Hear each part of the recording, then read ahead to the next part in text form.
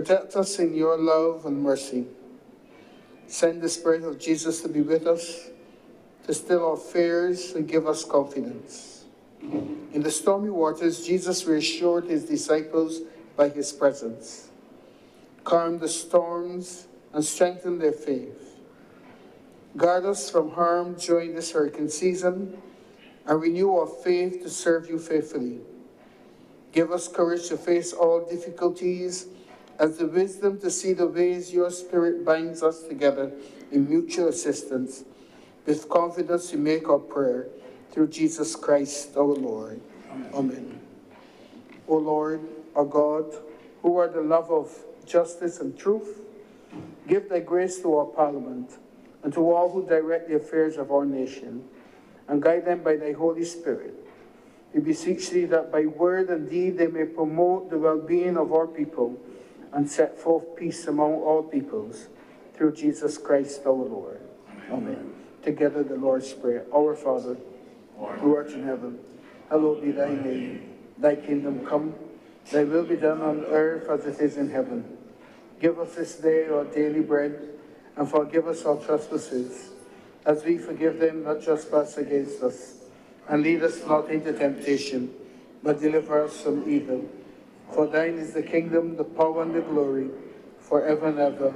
Amen. And may the grace of our Lord Jesus Christ and the love of God and the fellowship of the Holy Spirit be with us all now and forevermore. Amen.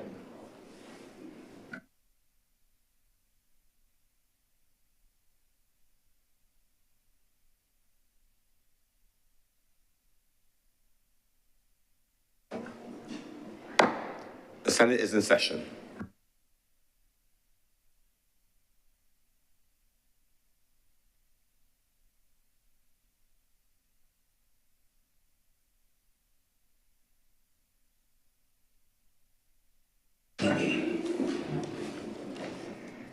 Messages from Her Excellency the President.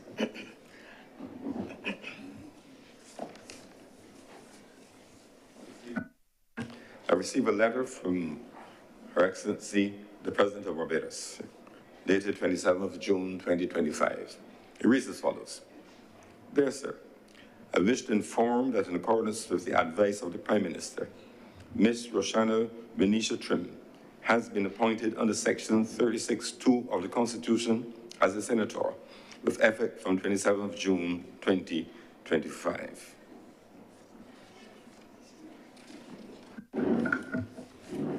Mr. President, Senator Trim is present and waits without. Please show her into the chamber.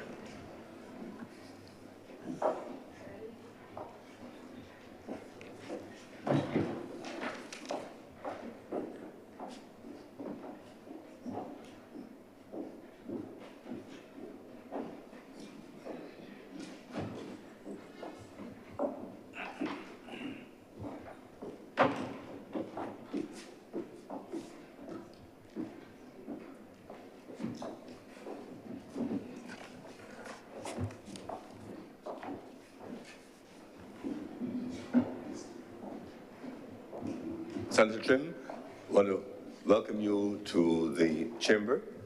In many ways, you're not an entire stranger to the chamber. You visited it as a youth parliamentarian, and Youth Parliament holds its debates here. The difference is that these are real debates, and your voice and vote are larger and more important. But certainly look forward to the same drive, enthusiasm that you displayed in the Youth Parliament and other youth leadership. We welcome you. We look forward to your counsel. I remember that notwithstanding you may be chronologically the most junior, there's no juniority or seniority in the chamber. And we expect, therefore, your full participation and contribution to all matters which are before us. So we warmly welcome you and congratulate you on your appointment, and I wish you a successful sojourn in Parliament.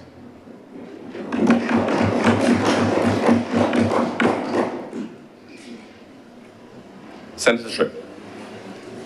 Good morning, Mr. President, members of the Honorable Chamber. I want to thank you for your welcome. Today I rise with a heart full of gratitude and humility. Having served as a national youth parliamentarian, as mentioned, the chamber is I'm no stranger to the chamber. However, of course, I recognize the work that is done here within the Senate, and so I want to thank you. And so first and foremost, I want to also, at this point, thank God for ordering my steps, and also to my family, my community, my party, and the League of Young Socialists, and to the Prime Minister and the government of Barbados. I offer my thanks for the confidence placed in me, and I hope to do the work that has been assigned and that the people of Barbados look forward to us doing as we continue to contribute to the development of Barbados and building a better life for our people. Thank you so much. Thank you very much, Senator Trim.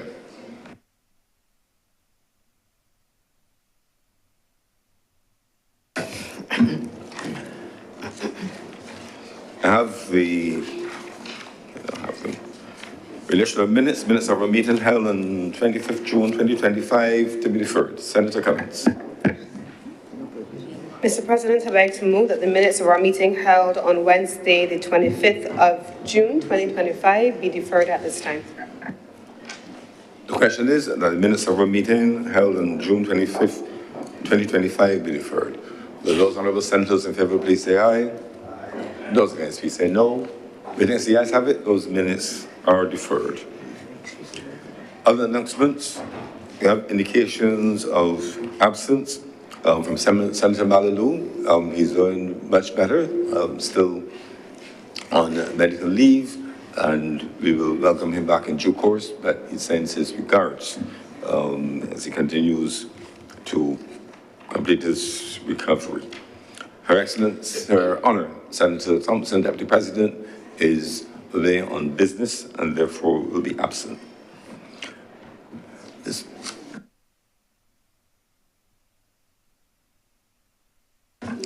Apologies as well for Senator Rand Walters, who is unavoidably absent.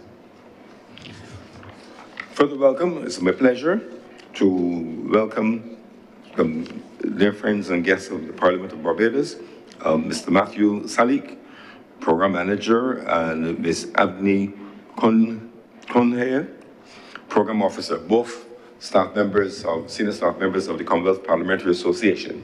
They are in Barbados conducting a benchmarking exercise. The CPA has a number of benchmarks for legislatures in the Commonwealth, and these have been developed over years of discussion and expertise, and several countries have subjected their parliaments to the provincial gap analysis exercise. Benchmarks are there. You look at what the parliament has in place in actuality, and you assess where there are any gaps, make recommendations, and the benchmarks are really designed to measure the effectiveness of the parliament, both in terms of its obvious and overt responsibilities for representation and passing laws and so on, but as an institution, how effectively the wheels and the engine runs underneath the superstructure are also assessed. So Matthew and Avni, welcome. Happy to have you in our chamber, and we look forward to the outcome of the reports. And we look forward, of course, to seeing you back in Barbados at the 68th Commonwealth Parliamentary Conference, being probably hosted by Barbados, largely at the Lord Erskine Sandiford Centre, but a few other venues as well. And we look forward to having you and the rest of the world here. Further announcements, additional senators who are absent, Senator Dr. Drakes and Senator Kevin Boyce. They will be unavoidably absent, and Senator Monique Tate has indicated that she will be unavoidably late. So we look forward to seeing her later in the sitting.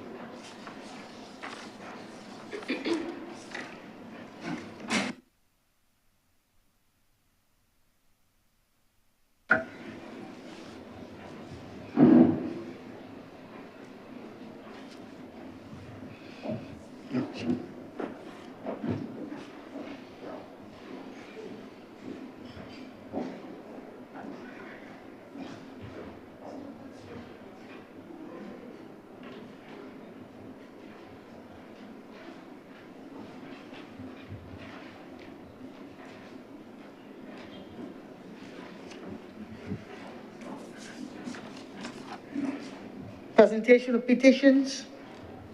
Presentation of papers. Senator Cummings. Mr. President, I'm commanded to lay the following document: the duties, taxes, and other payments exemption, JP Morgan Securities LLC and Standard Chartered Bank Order of 2025. Reports from select committees. Questions to ministers. Request for leave to move the adjournment of the Senate on matters of urgent public importance. Statements by ministers or parliamentary secretaries. Personal explanations. Motions relating to the business or sitting of the Senate and moved by a minister. Introduction of bills. Senator Cummings. Mr. President, I beg to give notice of the following bills: the Tourism Levy Amendment Bill and the Copyright Bill 2025, and the following resolutions. A resolution to approve, in accordance with Section 5 of the Land Acquisition Act, Cap 228, the sale to the Pilgrim Holiness Church, the Wesleyan Holiness Church, of a parcel of land, the property of the state, situate at Welch Village, Bath, in the parish of St. John in the island, and more particularly described in the schedule. The second resolution, Mr. President, is to approve, in accordance with Section 5 of the Crown Lands Vesting and Disposal Act, Cap 225, the lease to the Pilgrim Holiness Church, the Wesleyan Holiness Church, of a parcel of land, the property of the state, situate at Bath in the parish of St. John in this island, and more particularly described in the first schedule, on the terms and conditions set out in the second schedule for the purpose to operate and undertake its church services. I beg also to move the first reading of the Tourism Levy Amendment Bill 2025 and the first reading of the Copyright Bill 2025. The question is that those bills be read a first time. The honorable members in favor, please say aye. Those against, please say no. You think the ayes have it? Those bills are accordingly read a first time.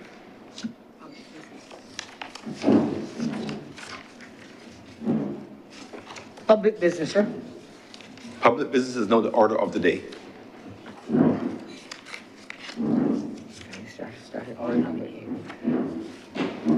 Order number 8, sir, which is in the name of the Honorable Leader of the Senate, and it's signed to the Honorable Minister for Technology and Information. Mr. President. It's the resolution, reads.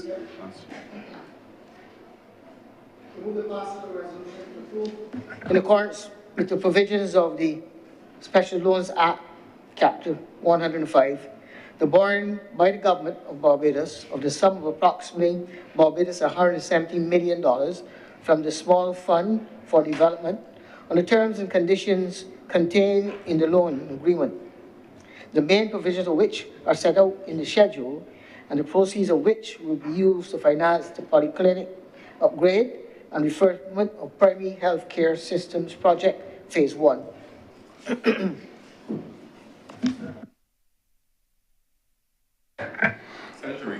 Mr. President, I beg that the orders 8 and 9 be treated as a cognate debate.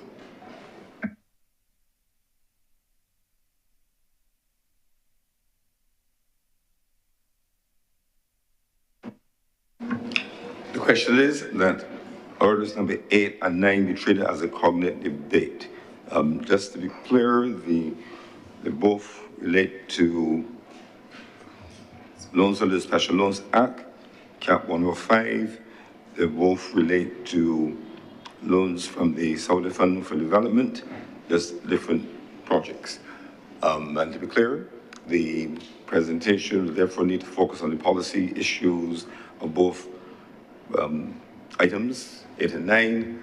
We will vote, of course, on those items individually, starting with item number 8, and then we will take the vote. So the cognate debate is on the second reading. All of the aspects of the bill are dealt with, of the resolutions will be dealt with individually. And that is just a reminder for everyone, but especially for Senator Trim on her first day on the job.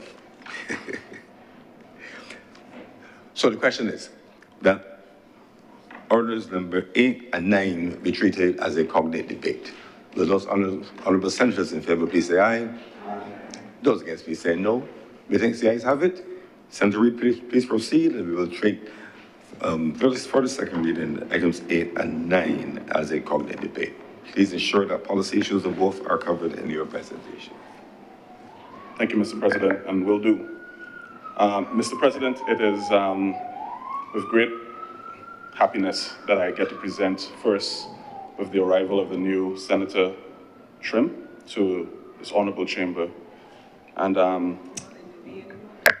I'm not a newbie anymore, but because she's a newbie, I can rib her a little bit with a story that she and I share. So in maybe late 2017, early 2018, when the then opposition leader, now Prime Minister, asked me to do some work on behalf of the Barbados Labour Party, she called me at some point in time and indicated, did I read the newspaper today regarding this young member of the junior parliament who resigned? I said, no, I didn't see the story. She said, well, I think she has lots of potential. I'd like her to be involved with the work that you're doing for me. So I said to her then, I said, well, PM, if she resigned, I don't know if his resignation is work. I don't know if that considers work. She said, no, she's talented, you should talk to her, etc., etc. So she came to my office. I hadn't met her before.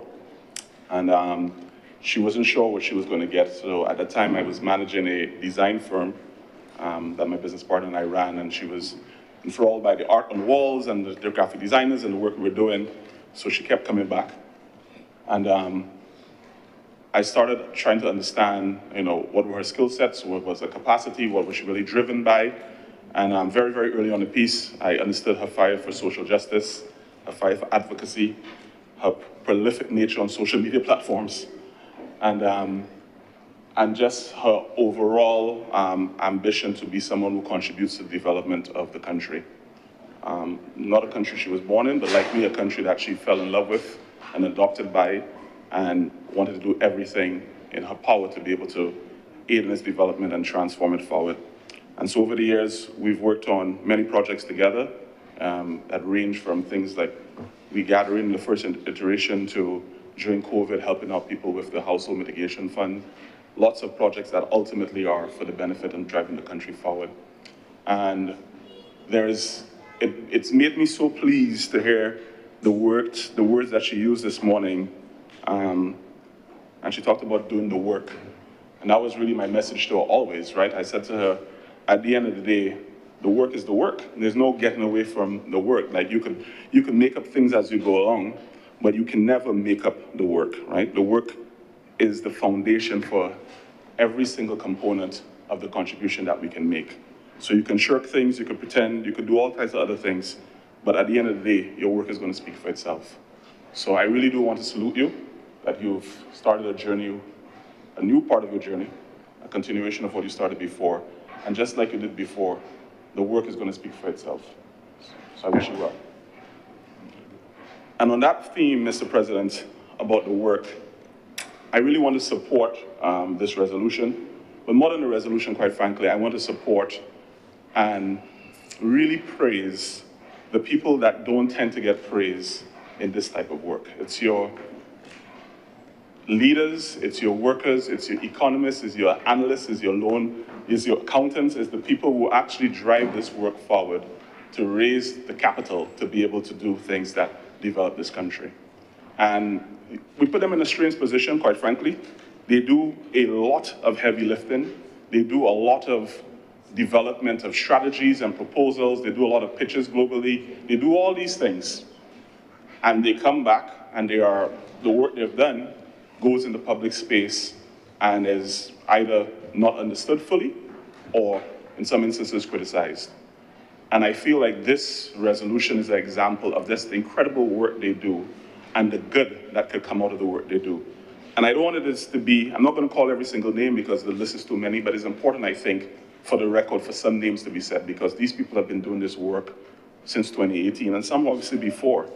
So for Dr. Greenidge of the Central Bank, the DFE, Ian Carrington, the multiple ministers of economic affairs that we've had, who've done incredible work, from Marsha Cattle to Chad Blackman to Minister McConney, to our revenue commissioners, to our heads of customs, to our consultants, to the head of Treasury, Ms. Blunt, to our permanent secretaries within finance and economic affairs, like Nancy Headley, to the advisors that we've had that have done incredible work, Professor Prasad, Pascal Saint-Hemy, Right Honorable Dr. Miller, people who have done incredible work advising, helping, building the ability for us to enjoy the quality of life that we have had in very, very difficult times.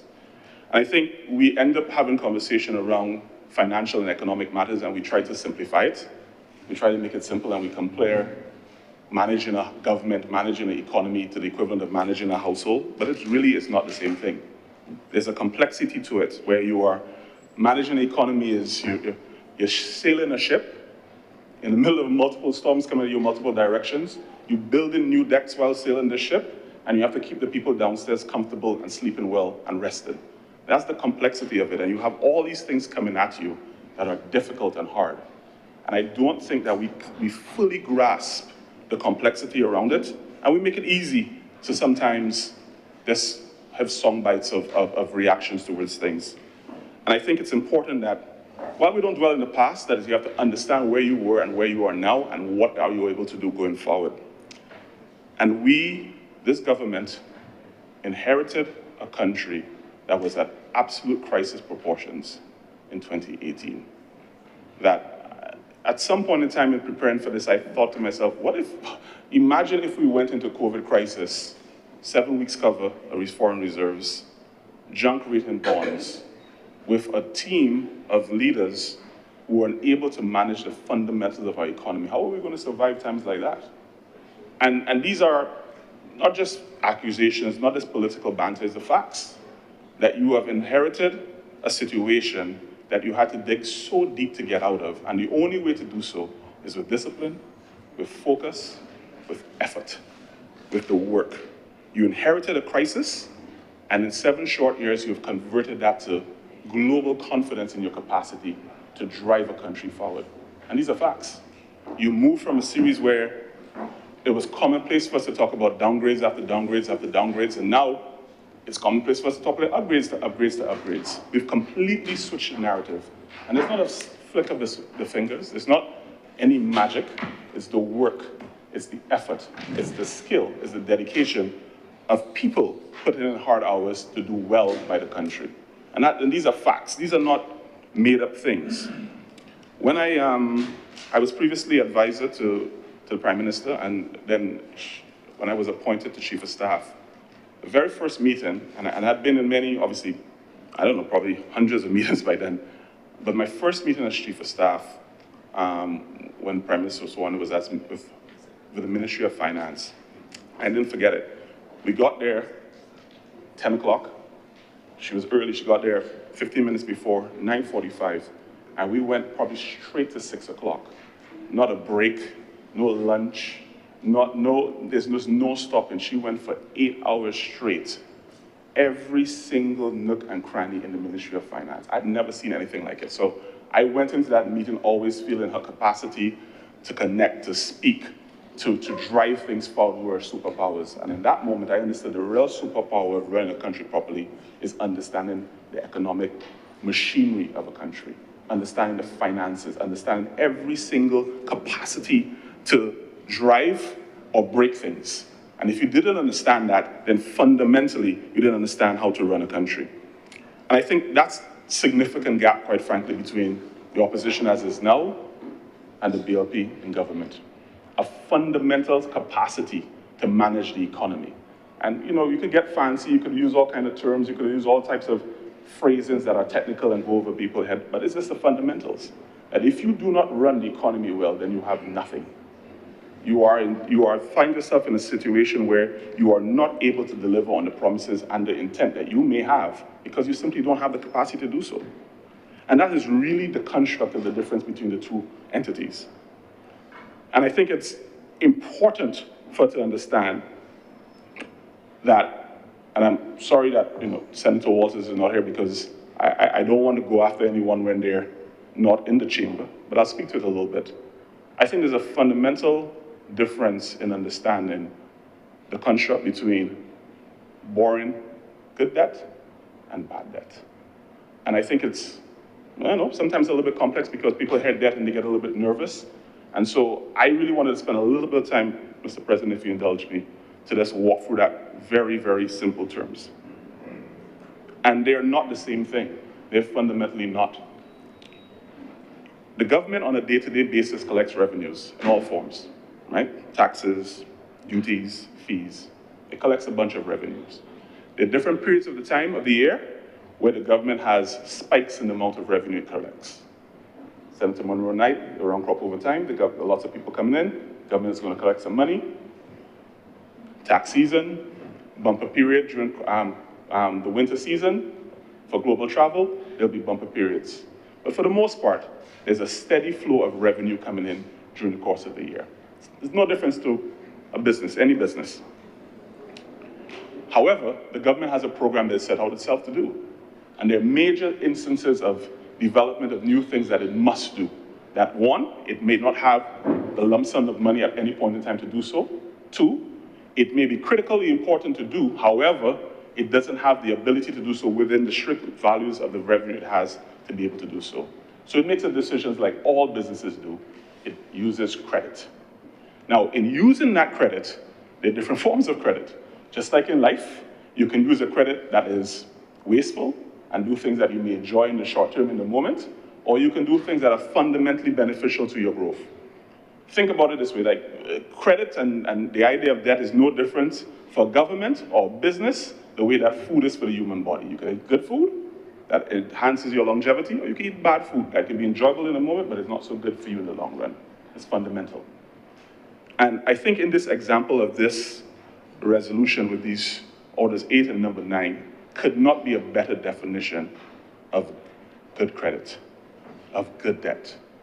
That you have, in fact, built a program to do things that are not going to be beneficial for 2 days, 5 years, 10 years. This is 50-year level projects.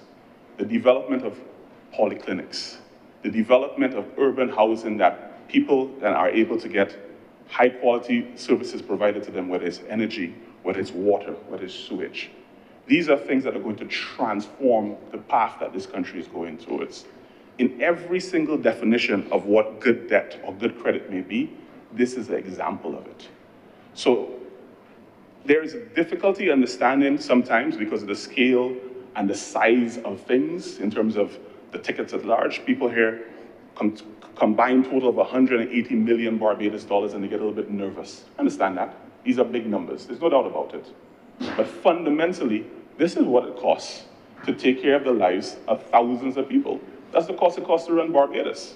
The cost to run Barbados on an annualized basis, as is the $5 billion. That's the number, right? That's a fundamental thing that I think we have to understand. And in this chamber and in the other place, when we argue or debate about these things, we have to start with the basis, that's what it costs to run a good version of Barbados. Not a perfect Barbados, not an imaginary Barbados, but a good Barbados that has its problems and has its advantages. And fundamentally, that's what we're in the business of doing. Now, we're ambitious, so we want to do more things. We want to solve more problems. We want to have more development. I've taken charge of a ministry, and today is 154 days that I have this job. And I've been speaking quite a lot to my colleagues, to the Prime Minister, about how I see an opportunity with those two main pillars that are under my responsibility now, of industry and digital development, that these can be rocket ships to the prosperity in the next 50 years of this country.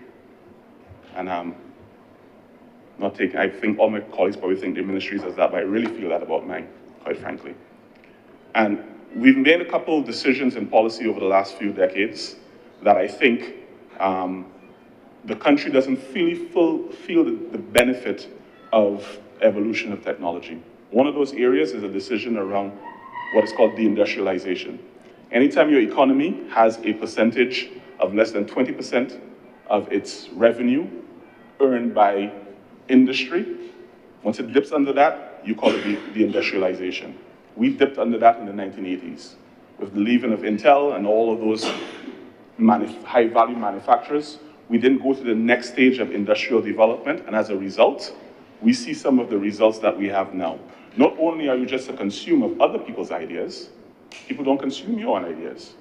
You don't have the benefit of the resilience and the diversification where you only have to be important things that you want to consume, and you're not making things for others to consume.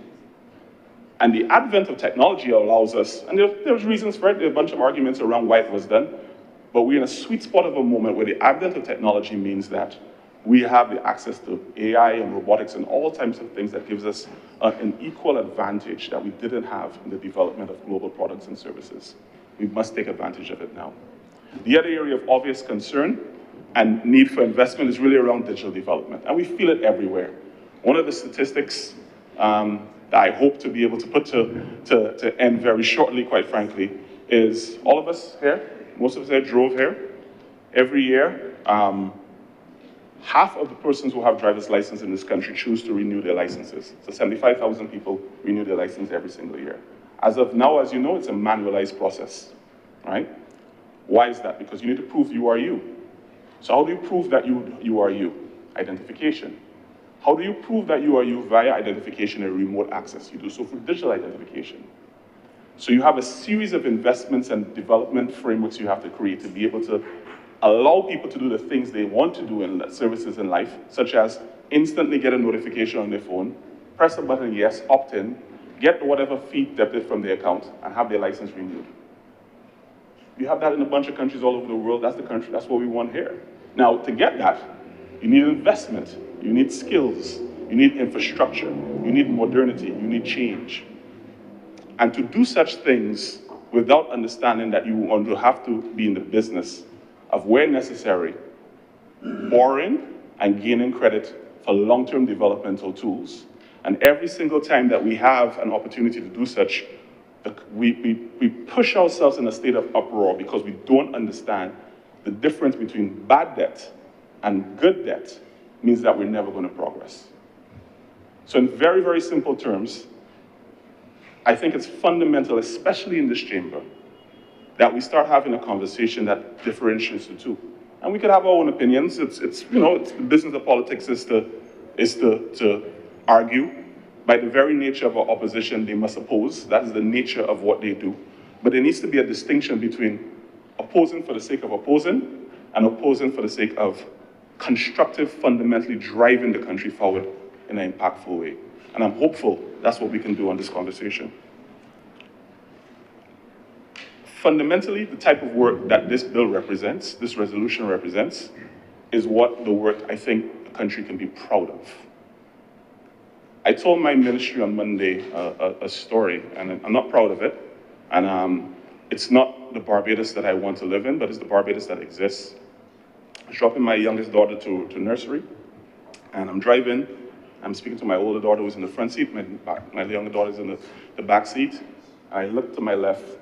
I wouldn't say where it was, but I looked to my left, and I saw a middle-aged lady next to the standpipe, 3 young kids, bathing them naked as they're born in a standpipe, bag next to her, clearly with their clothes and their toiletries inside of it. And my daughter sees it, who's 14, and she says, wow.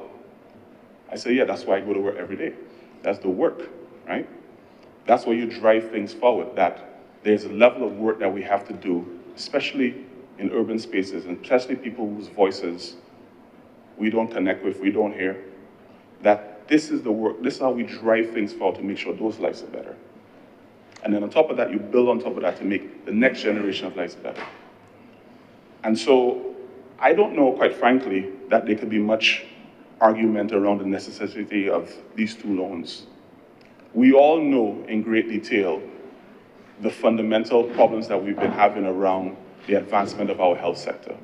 We all know that the level of technology, the level of skills that we have to input to fight things like non-communicable diseases, to fight the ability to be able to have people have wholesome, productive lives, to get the services in the level that they wanted to have, with the level of technology that's available elsewhere that we want to have here.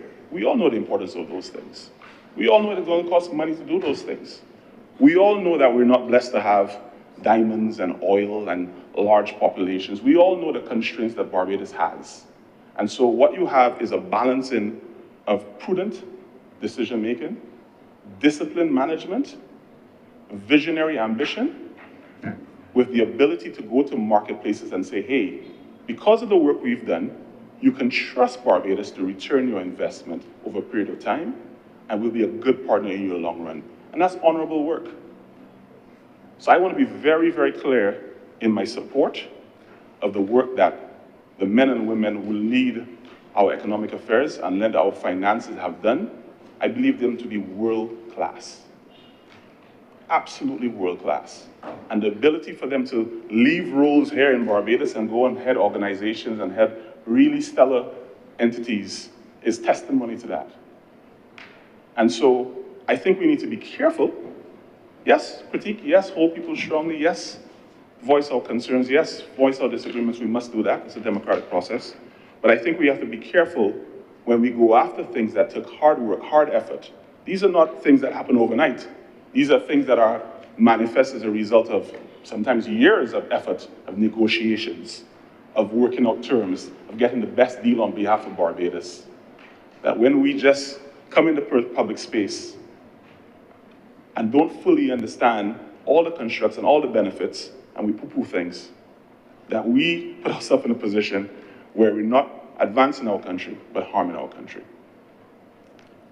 I'm mindful that it's the crop over season, Mr. President, and some of the colleagues have indicated that we shouldn't dwell too long.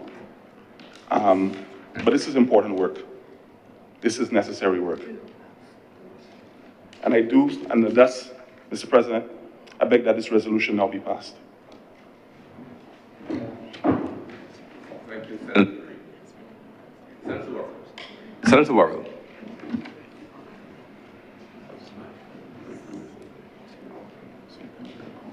Thank you, Mr. President. And in making my contribution today, I would like to join, as is the custom, and welcome the new Senator Trim to the Senate chamber. And I know that she has performed here because I would have watched her, I think as far back as 2014 or 2016 even, in Youth Parliament in this very same chamber. I think at that time she was the leader of opposition business, or the opposition leader at that time. So she is a competent debater, and I wish her well in her sojourn here in the Senate chamber, and recognizing that she has a wider audience and a wider platform, and I do wish her well in her contributions in this chamber. Mr. President, with regard to the matter before us today, the cognate debates for the special loans from the Saudi Development Fund, one for 117 million Barbados dollars, the purpose of which would be to finance the polyclinic upgrade and refurbished primary healthcare system. And then the second loan for, I believe that would be 68.4 million, again from the same Saudi Development Fund for urban renewal projects in water, housing, and infrastructure sector.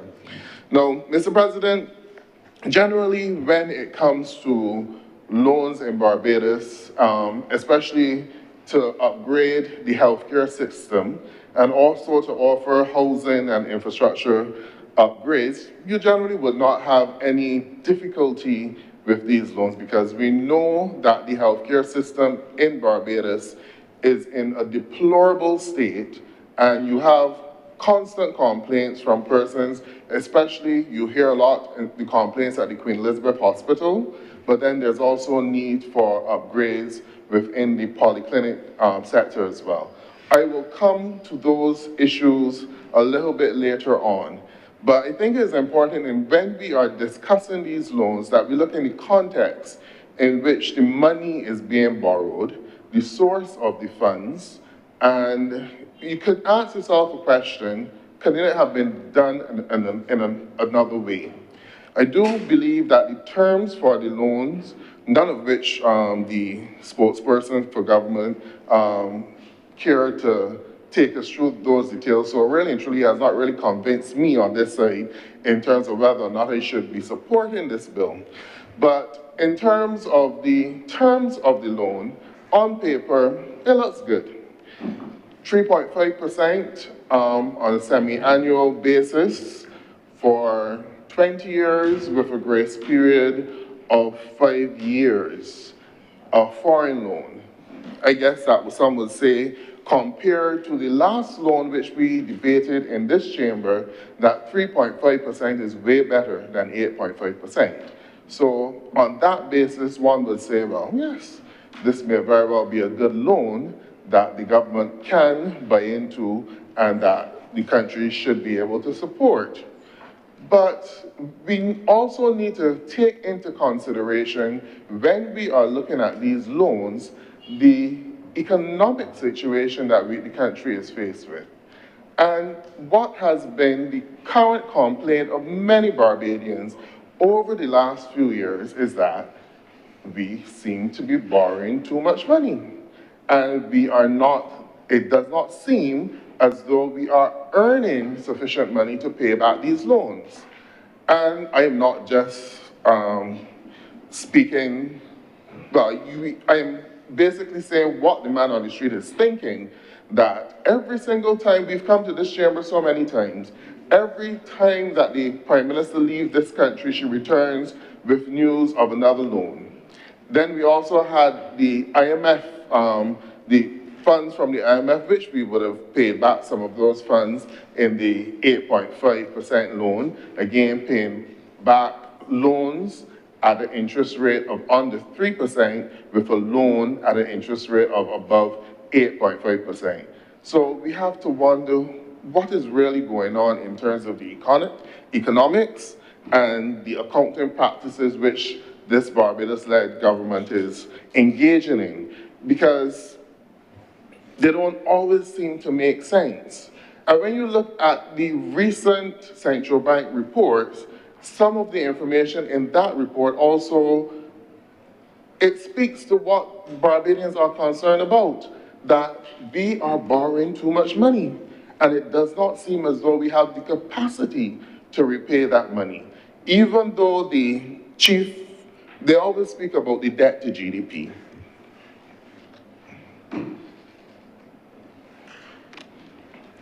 They always speak about the debt to GDP. Yes, it has come down, but that is not the only metric by which you determine whether or not you are in a capacity to borrow more money and whether or not you are actually servicing those loans to a credible amount. So I want to focus on some of those things as I look at these two loan agreements today. One, it increases the external borrowing, which has been a concern for many Barbadians. Yes, this government boasts of having over 32 weeks cover in terms of foreign exchange cover.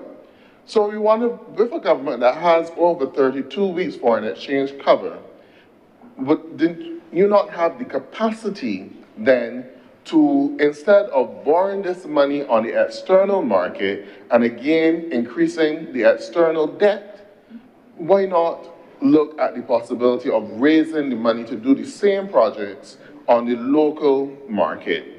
Which, because at some point, we have to be, when we borrow, every loan that we borrow on the external market, we have to be in a capacity when that loan becomes due to pay in foreign exchange. And if you're not earning enough foreign exchange to pay your loans, you will eventually run into trouble. And even though you may have 32 weeks of import cover at this time, the changing dynamics of the world economy, and I heard it said by members on the other side, in justification as to why they will justifications for their borrowing, that you have to give the country wiggle room.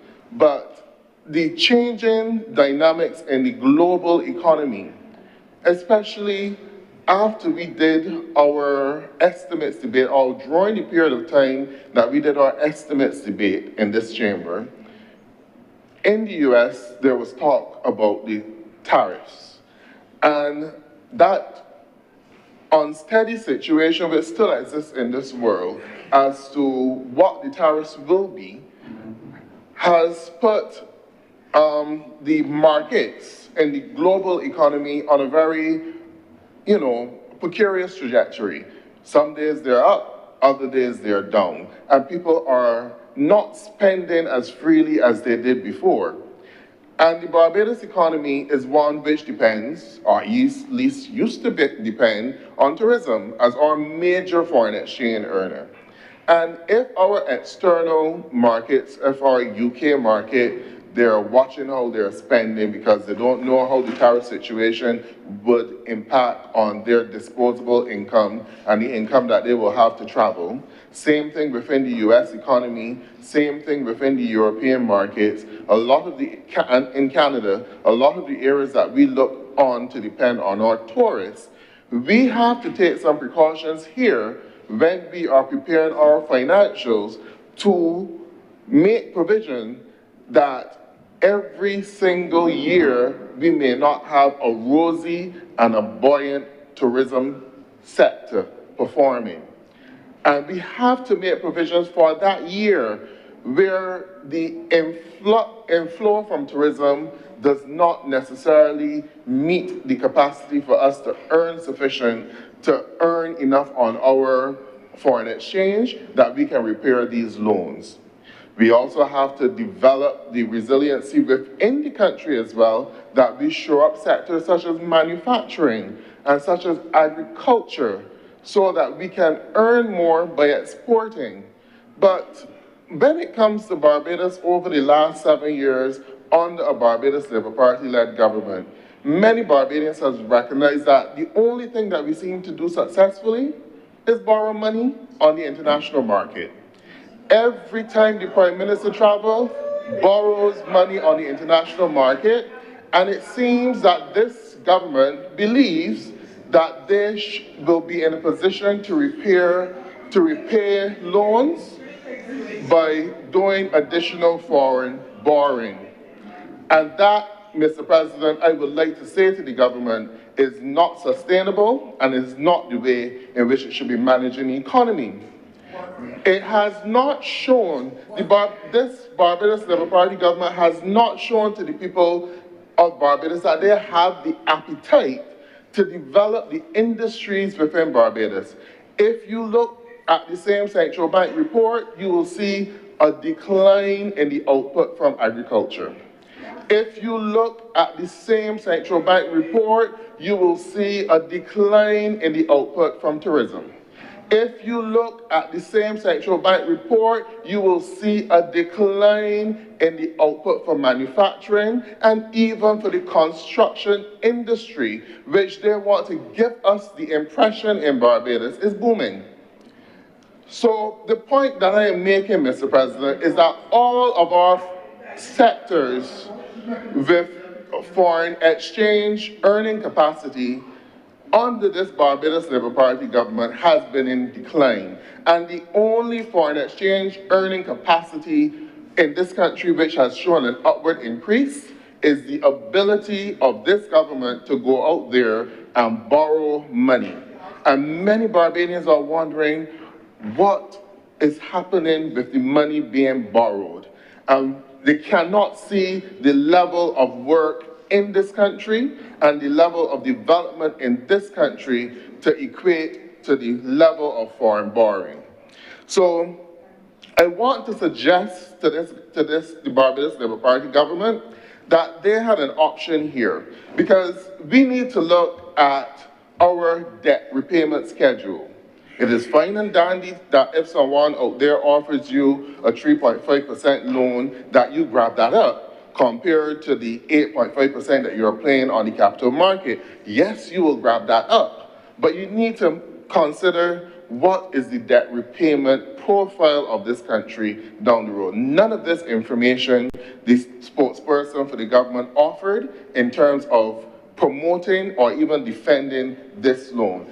Give you no idea of how it would affect the debt profile of the country and the debt repayment profile. We have a 20-year loan, 5 years grace period. We don't know if in the 5-year grace period it includes both principal and interest. None of these things were mentioned or told to the people of Barbados. If the 5-year grace period includes both principal and interest payments, and then you have the loan being repaid in the 15 years. So for this loan of the one loan of $117 million, you could very well be paying out as much as $54 million in terms of interest payments for this particular loan.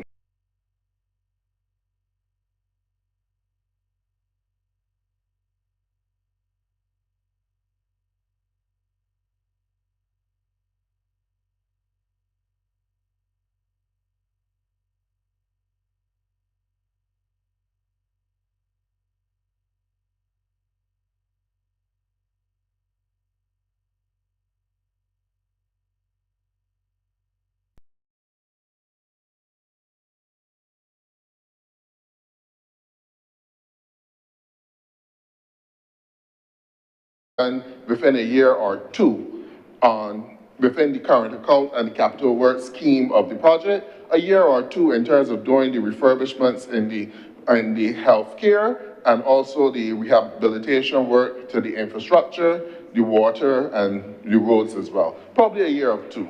So you don't necessarily need to run to the foreign exchange market to make up for that foreign exchange which will be utilized in these loans. So that was also an option which was available to the government.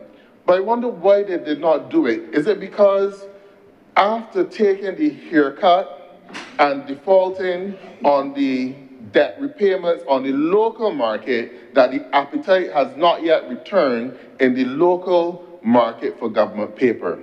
They may get up and say, well, yes, we put up government paper and it's being taken up because obviously, there are certain businesses in this country, the banks, the insurance companies, the credit unions, they do have to invest a portion of their earnings in government paper.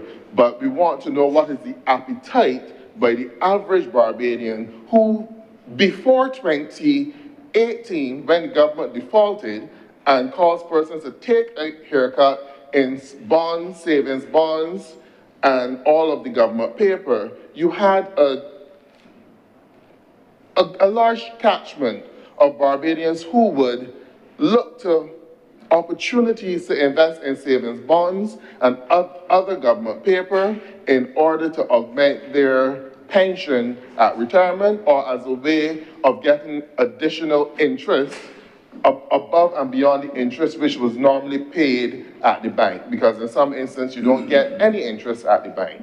You also have to ask the question too, how much interest is the government earning from keeping such high debt foreign exchange cover? The interest that the government is earning on the foreign exchange compared to utilizing a local loan and utilizing some of that foreign exchange for the time being. These are things that could have been done, but it seems sometimes that this government only knows one play, and that play is to borrow our way. Borrow money is almost like the song that you had years ago, and this is the crop over season in which that is done. Bring drink, somebody will pay. Because this government seems to have the mentality, borrow the money, somebody else will have to pay, and not making the necessary provision as to how that money will be repaid. Now, Mr. President, they may give you the impression that I am just making up all of this information, but I want to come with facts from the central bank reports, which, especially one which was recently issued, which shows that as much as the Barbados Labour Party government and persons such as Senator Reid would try to give the impression that this economy is booming and all is well in this country, it is not so.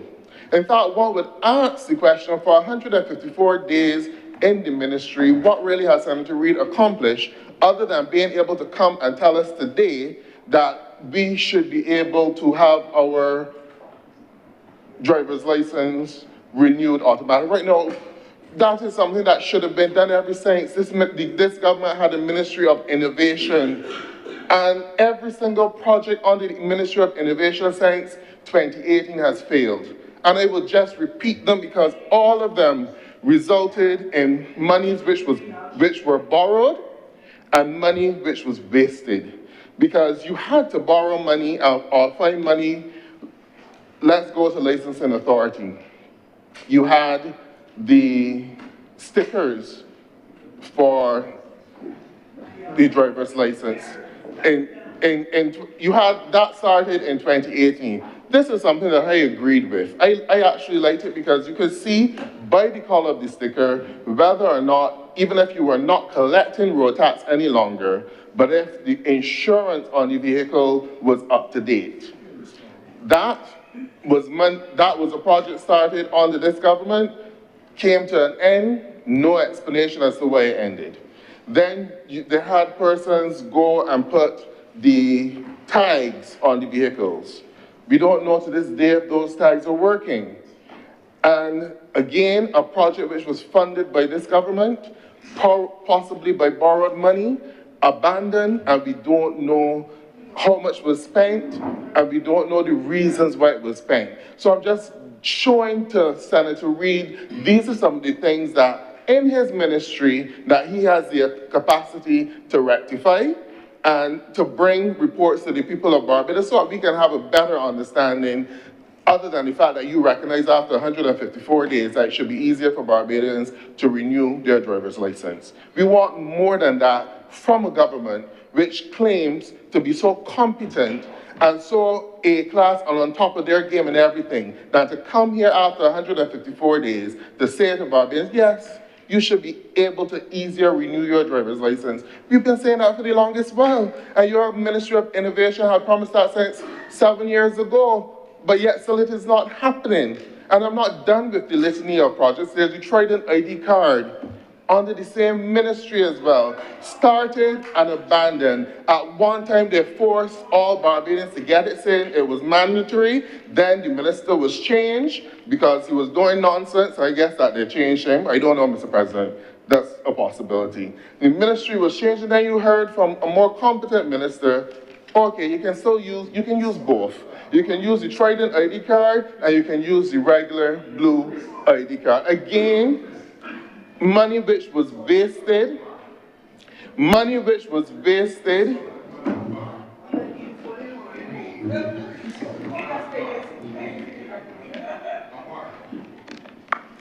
again, Mr. President, money which was wasted in terms of the whole project of the Trident ID cards, wasting time of Barbadians who had to line up outside of the different agency, wasting their lunch hour, wasting their business day in order to get the cards, and then to tell Barbadians, well, you no longer need to rush to get the card.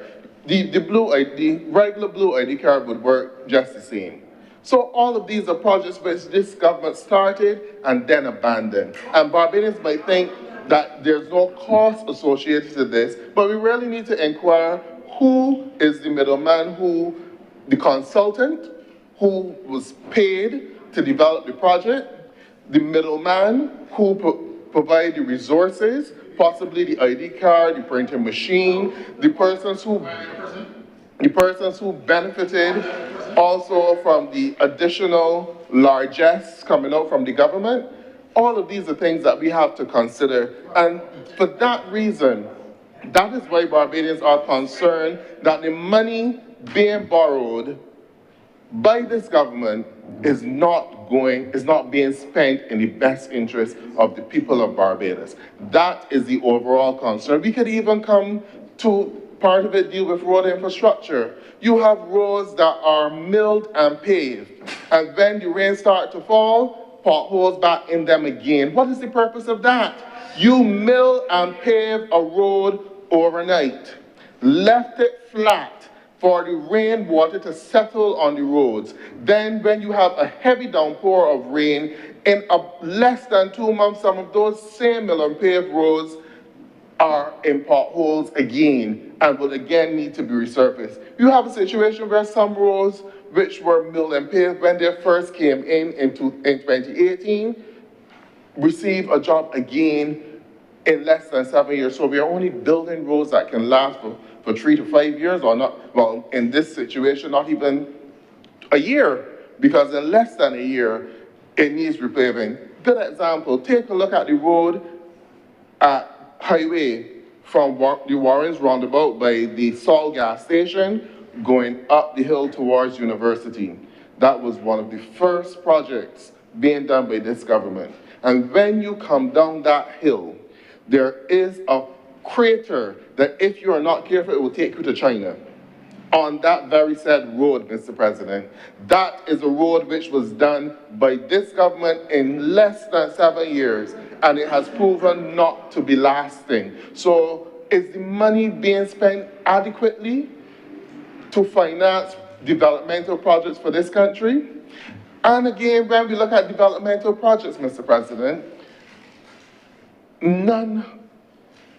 developmental projects, part of this loan deals with housing. Right now, the housing situation in Barbados is in a crisis. You have persons being faced with the ridiculous prospect of paying over $250 to rent a room in a shared house where they share toilet and bath facilities and kitchen and all other things with other persons. $250. At one point, that was $100 a week or $150. No, in some cases, it's $250, almost $300 a week. That shows that the housing market in this country is in crisis. Has this government, I will just ask to be kind, because I already know the answer, has this government invested in any significant rental housing projects in this country that would be of some assistance to some of those people, and especially mainly young people or mainly single parents, mothers who are trying to look for somewhere to raise their children? This government has not invested significantly in any major housing project in this country that could bring a dent to such a reckless situation where Barbadians are forced to pay over $300 a week just to rent a room in a house, sharing a toilet and a bath and kitchen facilities with someone. And this government wants to get on a platform and give people the impression that they're doing an excellent job. You have not been doing an excellent job. That is why Barbadians are concerned about where all the money that is being borrowed is going. If they could see the performance, they would not be concerned. Because if you can see where the money is going, you would not be concerned about the level of borrowing. But we are at this stage where we are not saying where the money is going, but every time the Prime Minister leaves the country, she comes back with another loan. And we are, I know I will say it many times because it's important. It's important and a salient fact, Mr. President. This senator here may not be engaging with the people of Barbados, but I do. And when I speak to the constituents in St. Michael Central, these are the things that I hear. When our Democratic Labour Party, when we go out and we speak to people, these are the concerns that we are hearing. They're concerned that money is being borrowed, they're not seeing how it is being spent, and they're not certain that we will have the capacity to repay it when the lenders come a-calling. And they're also concerned that it could impact on our dollar facing the consequence of being devalued. We really don't want to spend a very prolonged period of time in an IMF program as Jamaica did. We would like to get out of the IMF hand and move on with programs to develop this country. All of these are things that we are concerned about, sir. Now, I mentioned the central bank report.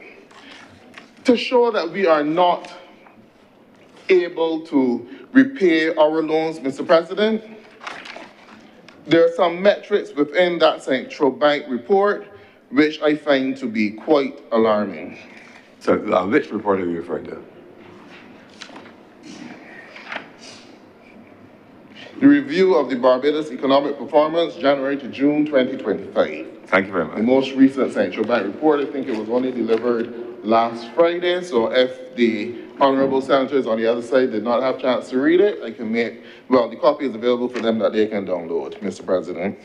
But in looking at that report, Mr. President,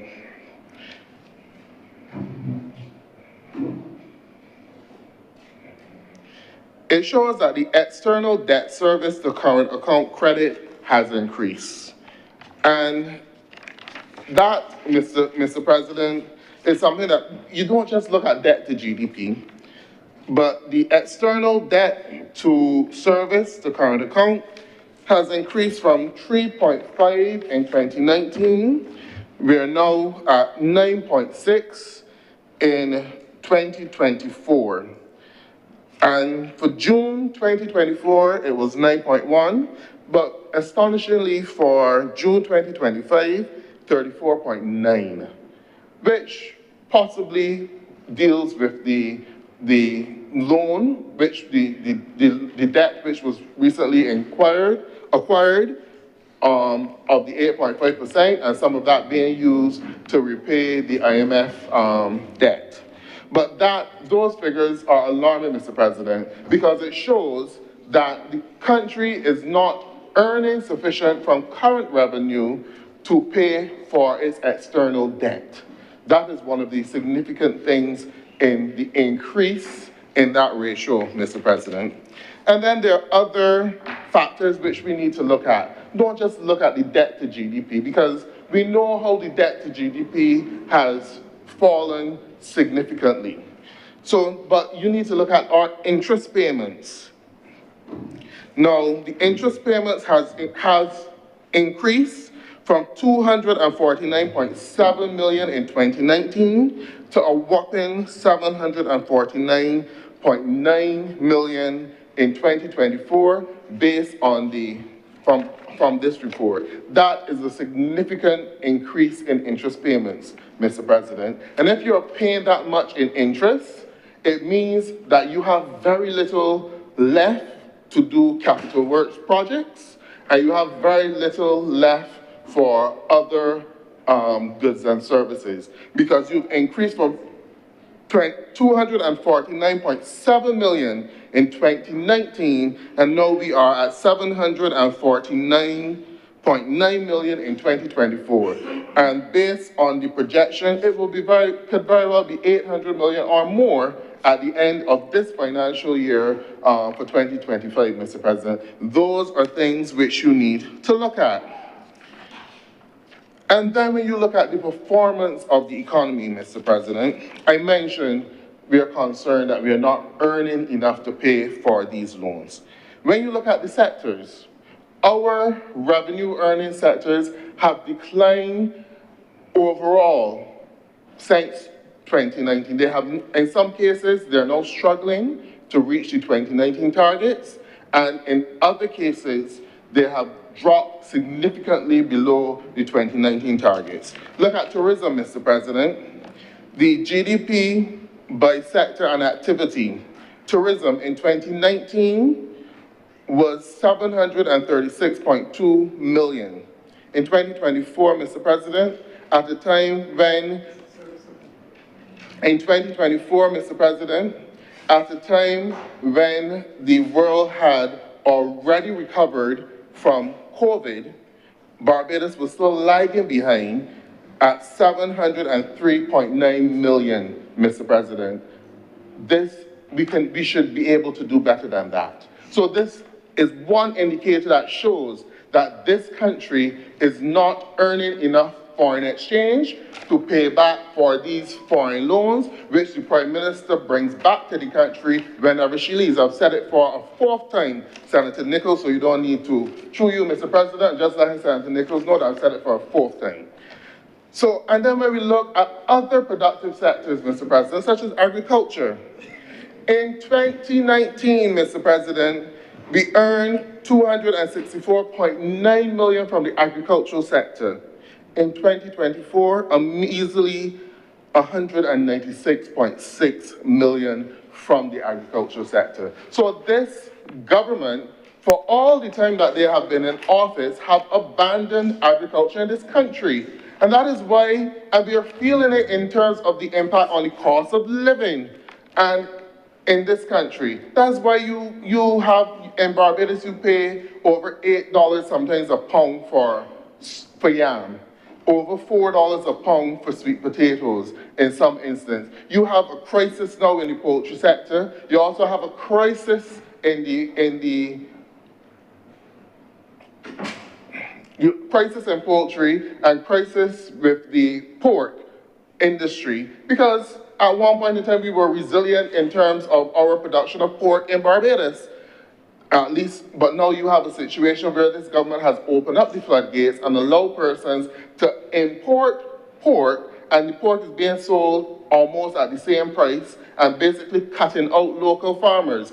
That does not show that this government has any intention of doing anything for agriculture in this country. And all of these are things that need to be shored up if the country is to be in a situation where it can pay back for these loans. We must increase the performance and the level of activity in our productive sectors. We must help our small business people. We must help our farmers. Do not just put all of the assistance into the hands of the big business and tourism. A lot of assistance have gone the way of tourism, but we are seeing diminishing returns from the tourism sector because it has not yet caught up in terms of its contribution prior to 2019. Manufacturing, Mr. President, is also another weak area. In 2019, the contribution was $627.7 million, and in 2024, a little boost of $651.6 million. But again, Mr. President, more can be done to shore up manufacturing. So yes, there's been a little boost, mostly coming from possibly the rum industry, but more can be done.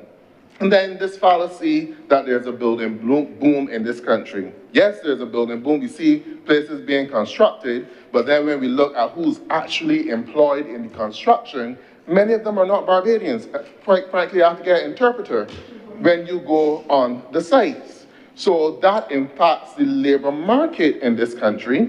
Many of them are not Barbadian, and a lot of that money will not be staying into the Barbados and going into the communities to help to finance households. But you have a mining and quarrying industry which is down in comparison to what it was in 2019, but you have other sectors which have been increasing. So overall, Mr. President, if you look at don't just listen to the sweet talk coming from the government, but you need to dissect and analyze the figures. And you will find that they will give you the impression with the sweet talk that everything is fine and dandy and rosy in this country. But when you look at the figures say a completely different story. When you go on the ground in this country, Barbadians feel a completely different story and a completely different impact in terms of their wallet and in terms of their quality of life and in terms of the disposable income which they have. You can imagine that a government who is buoyant and boasting could only take a cent off of gas, and Barbados is paying the highest for gasoline all over the world compared to other countries. All of these impact on the productivity of the country and the competitiveness of the country. Maybe the government might need to consider removing some of the taxes off of the tourism industry, and perhaps that would make it more competitive, because you're hearing the tourists saying constantly, Barbados is becoming far too expensive for them to travel to. And everywhere, people are looking for a bargain. And perhaps that is one of the reasons why this economy has not rebounded in the way how it should, because the government is taxing its way out of this recession and taxing Barbadians at every turn. You have a high cost of living, and it impacts even on the cultural sector in this country. You have a dismal performing crop over season, Mr. President. So we could possibly stay here till 9, 10 o'clock tonight, and it would not make a difference to the crop over season, because it is not that impactful because people have no money to spend. And they're not really engaging in the activities in that way, Mr. President. And there's also the crime situation as well, which have persons staying at home. Honorable members, there's too much buzz, please. Press on, Senator Walker. Thank you, Mr. President. Now, in terms of what these funds will be utilized for, I am hoping that after borrowing this money, that we will see a significant improvement in the quality of health care delivery, especially at our polyclinics. Now, I know that this government has pushed that trying to get persons to utilize the polyclinics as opposed to going to the Queen Elizabeth Hospital, accident and emergency. Now, it's okay to tell them to do this, but when they go to the polyclinic setting, you must have the diagnostic tools available that they can get a similar service. So don't rush them to the polyclinic and they need an x-ray, and the polyclinics tell them, well, you have to go back to QEH. Don't rush them to the polyclinics and they need a simple thing as an ultrasound, and that capacity is not available at the polyclinic. So I'm hoping that all of these things will be included to outfit all of our polyclinics, or as many of the polyclinics in the large catchment area, in particular the Morris Bayer Polyclinic, the St. John Polyclinic, which should be used for what it was actually built for, and the Sir Vincent Scott Polyclinic, and Brantford Tate Polyclinic as well, so that yes, when you are sending persons away from accident and emergency, that they can receive the appropriate diagnostic care which is necessary at the polyclinics, that the polyclinics will not have to refer them back to the Queen Elizabeth Hospital. So I'm hoping that out of these funds that you will see the diagnostic equipment such as x-rays where necessary, and also ultrasounds, the ability to do some blood tests in the polyclinic setting, so that when the doctor sees a patient, that they will be able to get a full profile of that individual and treat and discharge that patient from out of the polyclinic setting, that they will not have to become a burden on the Queen Elizabeth Hospital accident and emergency. You also need to increase the capacity within these clinics as well. Oftentimes, most days, there's only one doctor working in the clinic who has to see regular appointments and walk-ins. So you need to increase the capacity, the number of physicians who work within the polyclinic setting, that you will have a shorter wait time, and that even if persons walk in, that they will be seen faster. And doctors also need to have the capacity to spend a little bit more time in terms of with the patients to actually get a better idea of their profile. So you need to reduce the burden on those employees, doctors and nurses within the polyclinic setting. So I'm hoping that these funds would help to alleviate some of those bottleneck challenges within the sector. There are other areas too, Mr. President, which I could mention, but I would want to speak to the infrastructure projects. We need to have serious housing projects, especially within the urban corridor of Barbados. We need to have projects which will bring back persons and business to Bridgetown, because Bridgetown has become a ghost city, especially not just at night, but some days you travel through Bridgetown is almost like a sleeping city. So that could only be rectified if you bring adequate housing projects within the Bridgetown environment as well.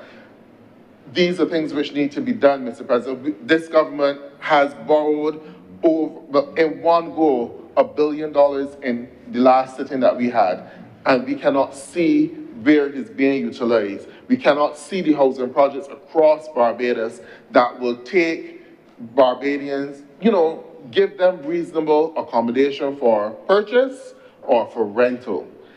The government needs to intervene in the housing market in that way to bring back some sort of justice within the housing market in this country, and to give opportunity for the many young people and for the many families out there who are looking for adequate housing. These are things that we need to see happening with the funds from this project, Mr. President.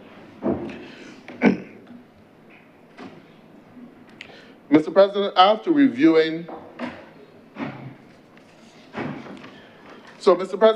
reviewing all of these outcomes and the fact that there is great concern in this country about whether or not this country would have the capacity in the next 20 years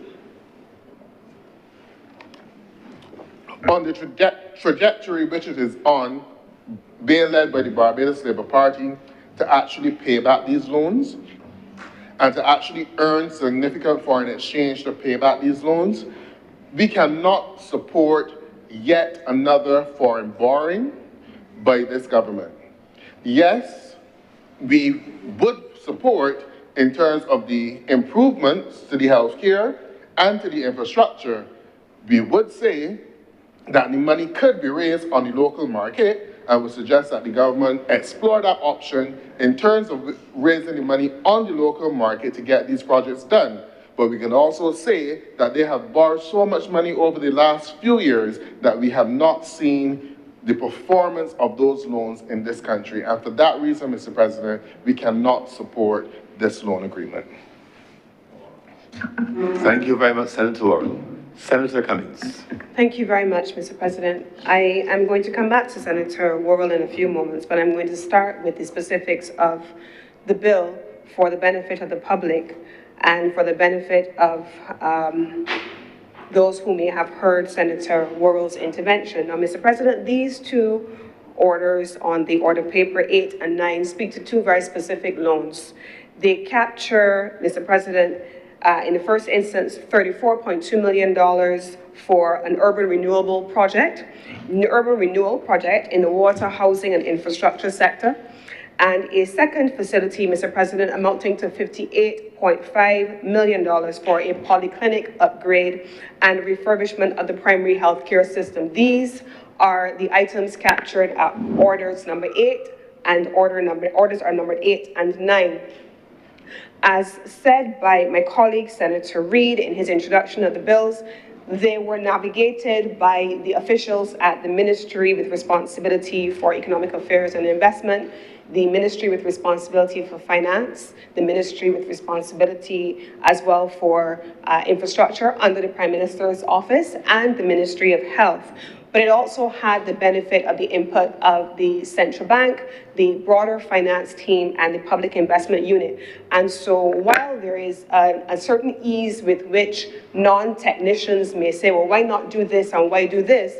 I have the confidence that the specialist technicians who have expertise and results under their belt, who have actually designed all of our instruments, starting from the calamitous financial situation which the government found itself in by the same Democratic Labour Party that Senator Worrell referred to in 2018, that the government's team that has led this country since then till now is far more competent than anybody on the other side who led us into the scenario that we had to unravel.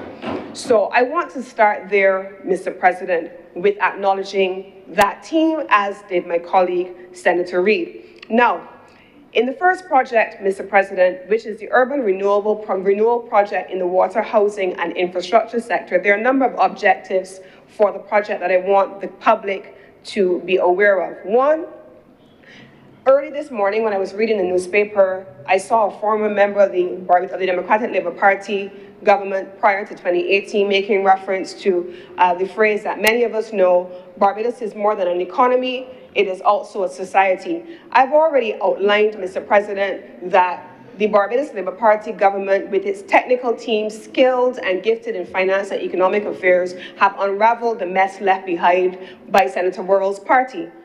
But similarly, Mr. President, we are in agreement that we are a society, and it is for that reason that this loan before us is appropriate.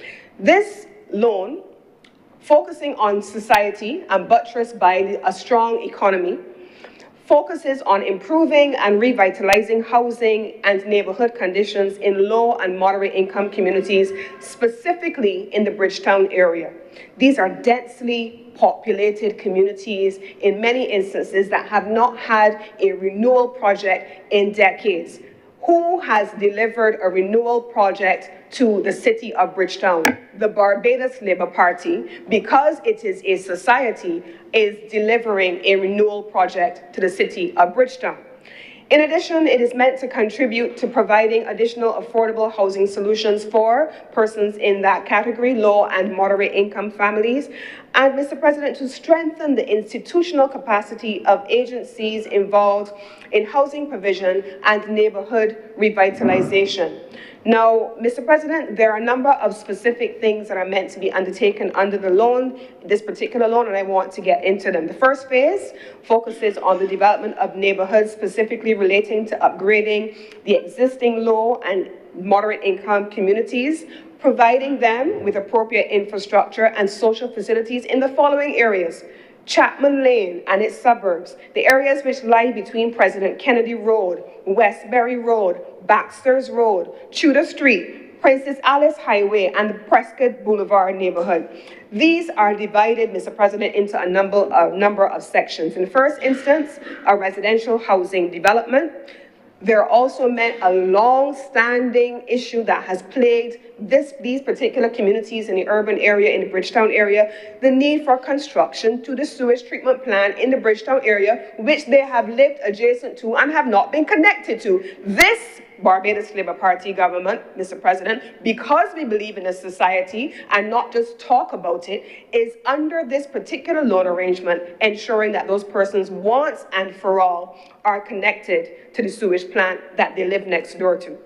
We're also, Mr. President, constructing sewage tanks and connecting them to the local sewage system, upgrading the houses and retrofitting them to withstand hurricanes and other climate adaptation solutions.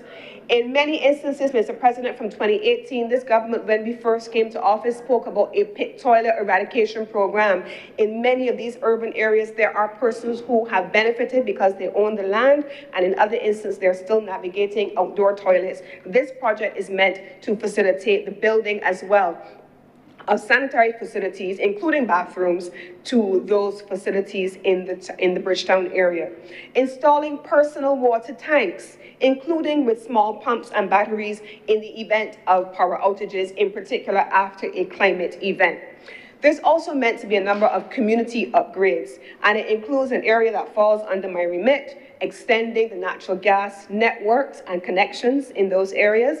It will also include things like paving sidewalks, expanding roads, including investments in the sewage system, providing flood protection, renewable energy and energy efficiency initiatives, lighting, street lighting, and water distribution projects.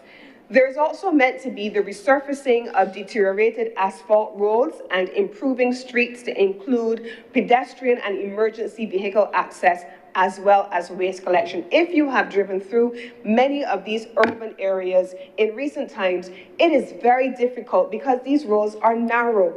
And we want to make sure that in the event that something goes wrong and you need to have emergency access, whether it is by an ambulance or by a fire truck, that they're able to have access. And so they're making sure that there is provision, especially given in some instances we have seen where there are fires or emergencies that take place in these areas. You hear members of the community raising concern about the inability of emergency vehicles to get into the communities. We want to be able, as a government, to address that. And then, Mr. President, who says that people who live in upscale or middle income housing communities are the only ones who want community recreational facilities? Low and moderate income households also want community recreational facilities, and it is intended under this project that exactly that will happen. There's a resilience agenda, Mr. President, and under the Electricity Supply Act, certainly under my own ministry, a new piece of pioneering legislation, which we introduced into this honorable chamber a year ago, there is now a requirement for utility lines, specifically electricity lines, to be underground, so that in the event of a climate disaster, that you are able to recover more quickly than if they were above ground. This project, Mr. President, has included within it a climate resilient component which requires the relocating of water, sewage, and electricity lines from overhead to underground. This is what we call a renewal project for the city of Bridgetown, the communities that live in the Bridgetown area and are deserving of being treated as though they have access to the same kinds of facilities that everyone else does. Now, the second project, Mr. President, under order number 9, is specifically a polyclinic upgrade and the refurbishment of the primary healthcare system. There are a couple of objectives, and I want to focus on what they are. In the first instance, and Senator Worrell spoke about it, a polyclinic upgrade and the refurbishment of the primary healthcare system overall. It is meant, Mr. President, to look at developing healthcare centers, ensuring that we can provide the quality healthcare services that Senator Worrell and average Barbadians are talking about that they deserve. This is very much one of the things that we want to be able to do, leading in reducing disease, disability and mortality rates. And so the project is meant to focus on providing citizen access to all of these centers. And how are they meant to do that? By 1, constructing 2 new purpose-built facilities for the provision of primary care services, modernizing and upgrading specific polyclinics, and upgrading point of care and other equipment at about 9 polyclinics. And I want to list what those ones are, Mr. President. In the first instance, the expectation under the project, which has been thoroughly scoped over the last year, is to focus on the construction of 2 new specialized primary care clinics with external parking for both clinics at the Eunice Gibson Polyclinic and the Randall Phillips Polyclinic. For refurbishment, Mr. President, we expect that the following polyclinics, including additional parking spaces, will be refurbished: the Winston Scott Polyclinic, the Maurice Bayer Polyclinic, the St. Philip Polyclinic, Frederick Miller Polyclinic, Edgar Cochrane Polyclinic, Branford Tate Polyclinic, and yes, also the St. John Polyclinic mentioned by Senator Worrell, otherwise known as the David Thompson Health and Social Services Complex. All of those are meant to undergo refurbishments. But they're not stopping there, Mr. President. The clinics are meant to have a number of specialist services made available to them. So there will be general clinics, specialized clinics, maternal and child health clinics, sexual health clinics, support clinics, and emergency clinics for the benefit of the communities that they live. And the intention, Mr. President, is that all of these polyclinics, the 9 for refurbishment and the new ones, so bringing it to 11, will have upgraded, modern, necessary medical equipment and furniture for the facilities to make sure that they're able to function. Now, the project is meant to last for a period of 4 years, and the loan makes provision for an additional year of closeout. This is in terms of the execution of the project. The loan itself will be repayable over a period of 20 years on principal and interest, with a grace period of 5 years. The interest will be that 3.5%, yes, per annum. And both loans, as has been done in every single instrument that Barbados has undertaken since 2018, will include the well talked about natural disaster clauses that allow for us to pause in the event of. Now, I want to come back to Senator Worrell's comments on whether or not the government is borrowing too much, what it is using it for. I've already made it very clear that the services that the public of Barbados may say on the ground to all of us, not just the Democratic Labour Party leader, the opposition here in the Honourable Chamber, but they say to all of us, the services that people say that they need, they hold one body accountable, this government. we are held accountable for delivering on those services. Whether those services are provided by way of the government servicing debt over time and being able, people are looking for delivery. But I want to get into that. And I want to make the following statement. Our international borrowing is strategic. It is not excessive. And I want to say why. Here is why. I want to say why. The computer is picking up the call. That is, my phone is silent, but the computer is showing it.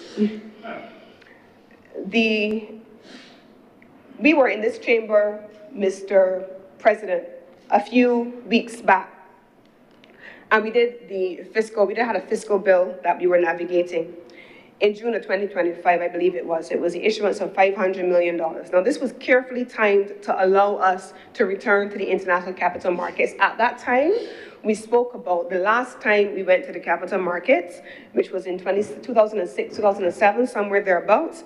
And now we have seen Barbados' successful 2018 debt restructuring. And I probably may get to 4 times with repetition myself, but the disastrous 10 years of financial and economic management of the Democratic Labour Party, which was undertaken by the Barbados Labour Party when we came to government in 2018, had to be restructured, and it was done successfully. If there is a doubt in anyone's mind about that, go back to the numbers. The same central bank reports will show that. So after we successfully looked at debt restructuring and have had years of sound fiscal management, we went back to the international markets in June 2025. This issuance, we have said here in this chamber, replaced what would have been an instrument under the Eurobond that would have matured in 2029. We undertook, Mr. President, to begin to prepay that loan, and we smoothed our debt profile. And we created over $300 million in fiscal space through the year 2030. In addition, unlike the previous instrument, this one also carried the contingent clauses that I just spoke about, allowing for deferrals in the event of natural disasters or pandemics. This is a resilience measure. And so, yes, we undertook that. The government, however, is balancing how it goes to the market domestically and locally. But to say that there is no domestic finance raising is also a misrepresentation. Over $200 million in new BOSS bonds, Mr. President, have been issued. BOSS bonds plus have been issued. A further $100 million domestic bond was launched in 2025. And at the end of June 2025, Mr. President, we had also a number of investments, including in Treasury bills, and we can see the BOSS Plus bonds bringing in around $27.7 million, mainly from domestic institutional investors, Mr. President, and not only the institutional investors, Mr. President, but householders are seen to remain the primary holders of these bonds. This is a testimony to the fact that there is robust confidence and robust participation in the domestic markets, despite what is being offered by the others on the other side. There is not an automatic move to only borrow on the international market, Mr. President. The intention of the fiscal managers is to ensure that our borrowing profile is designed to diversify our funding sources, to reduce our refinancing risk, and to extend our maturity profiles. It's not really meant to focus on one source over another. And so, Mr. President, despite all that we have heard from the other side, the reality of it is that despite all of their loud soundings about Barbados' debt, the debt to GDP ratio has fallen from where it was when they left office to just 102% to GDP, and our interest to revenue ratio has declined to 12.7%. And both of these have been found by our international partners to be indicators of a healthy debt profile. So, Mr. President, I want to address those things very quickly. I want to also ensure that we have a balance of why the government is doing both international and domestic borrowing. I want to make it clear that based on our international partners, our economy is doing well. Based on this loan, our society is also being positioned to thrive. And the final thing that I want to make clear in my contribution, Mr. President, is also the diversification of Barbados's bilateral and diplomatic relationships. Now, the Democratic Labour Party would wish to reduce the conversation to the Prime Minister going overseas and so on.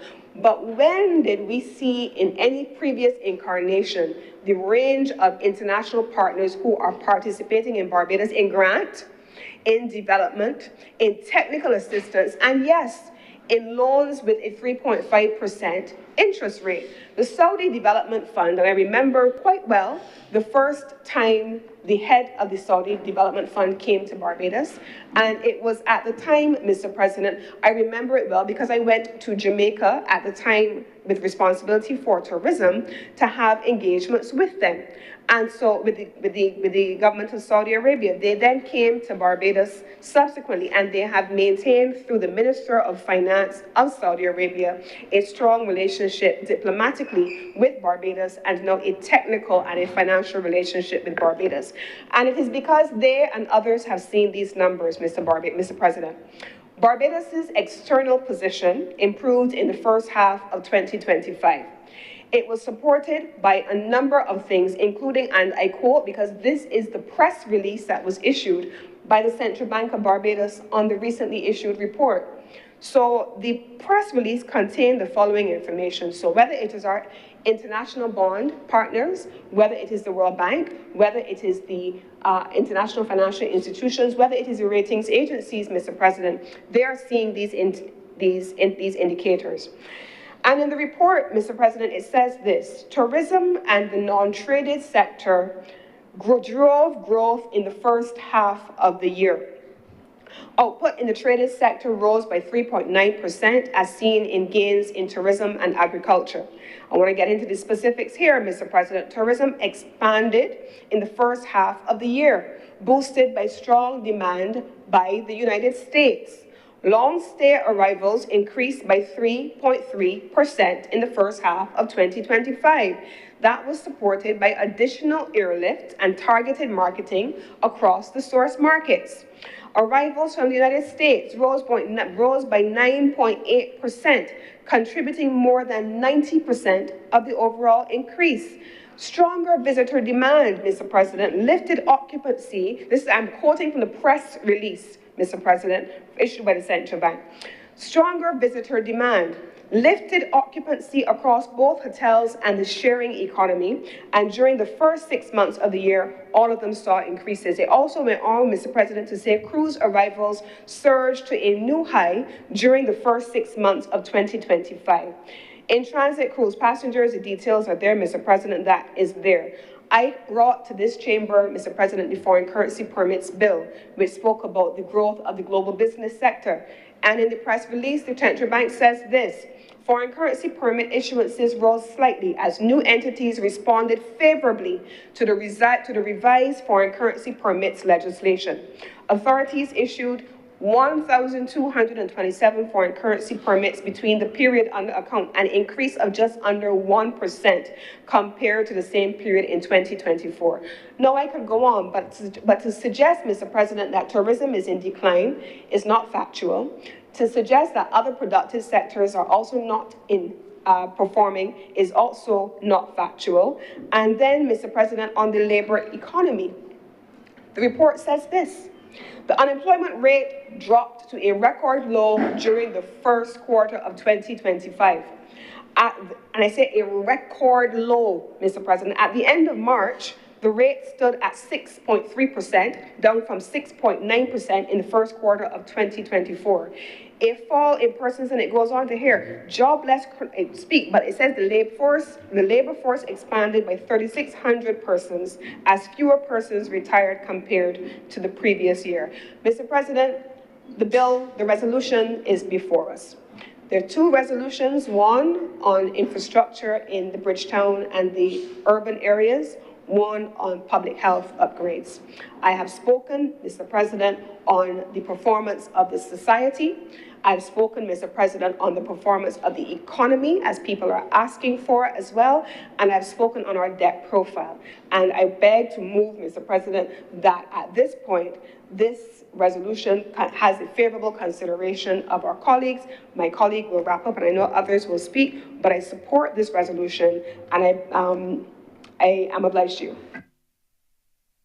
Thank you, Senator Cummings. Senator Reverend Canon Dr. Rogers.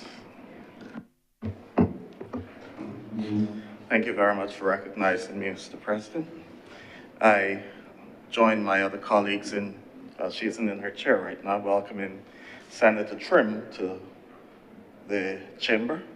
And as I've said before, sir, I have great confidence in the young people of Barbados. We have an education system that has nurtured them well, and I'm certainly looking forward to the presentations that will be given by Senator Trim in this chamber. Sir, I came to this island in 1987, that's almost 40 years ago, and I've always felt, as I've mentioned in here before, that Barbados is one of the best societies in the world. I felt that we've had governments over the years, both administrations, some more successful than others, that have looked out for the betterment of the people and the development of this country. We have a very high standard of living, comparable to others in the region. And as a result of that, there'll be a necessity to borrow. I've heard of all kinds of loans from the time I've been on this island. When it wasn't a bullet loan, it was something else, and everybody keeps noise about every loan that is made. But if we want to maintain the standard of living that we have, we understand that we have to borrow. And these resolutions before us reflect that tradition. The reason for the sums of money being borrowed are noble: to upgrade our polyclinic system, to maintain a high level of primary health care in our society, and also to upgrade our urban renewal projects, housing, water, infrastructure. These are all noble things and necessary things, sir, and for that reason I have no problem supporting these resolutions that are before us. My question would come on the other side, and I ask your permission, sir, to go a bit down the social line, as I always go from time to time. While I recognize the importance of these loans, and I support the necessity of these loans to maintain the standard of living that we have and the standard of health care that we want to see in our country, as you heard from Senator Reid, it takes $5 billion to run the Barbados economy. I mean, we cannot generate all of that in 1 year through our productivity here. And so we need to borrow, trusting that the investment that we've made in our people and in our young people will then accrue to our benefit in years to come. And it is within that context, sir, that I want us to reflect upon these two resolutions that are before us, because my question would be, and as I support the resolutions, but my question, just to raise the question, who will repay these loans? Who will repay these loans? I had jotted on my piece of paper here, Barbados is more than an economy, it's a society. Seems as though somebody had a sneak peek at my paper. But those are words that were uttered by a former Prime Minister, the late David Thompson. And he was really raising the question to which Senator Cummings has responded, that because it's a society, we do these things and so on. But I want to look at it from another perspective today. We recognize it's a society, and we recognize the need to procure these loans for the benefit and the building up of our society. But what if we are procuring the loans in one place, but the society is falling apart in another? And that's why I raised the question, who will repay these loans? I believe we're in the crop over season. So it was, I'm not referencing tech charge. I'm not referencing. In 1986, the Calypsonian, the red plastic bag, Stetson Wilshire, he didn't enter the competition that year, but he sang a very interesting song. We must rebuild. We may have the biggest bank or the fanciest highway, but what if the people are getting worse every day? Yes, you know. You see. Senator Nichols sings in the cathedral choir, sir, and he's quoting some things. And we have to look at these resolutions within that context now, because in recent years, and I may sound like a stuck record on this, sir, but I believe it is worth repeating. Anecdotally, an old priest once saw a younger one in the vestry looking at some old papers. And the young priest was a little ashamed and said, "Sir, I'm dusting off an old one here." And the old priest said to him, "Son, the gospel has been around for over 2,000 years and we're still using it.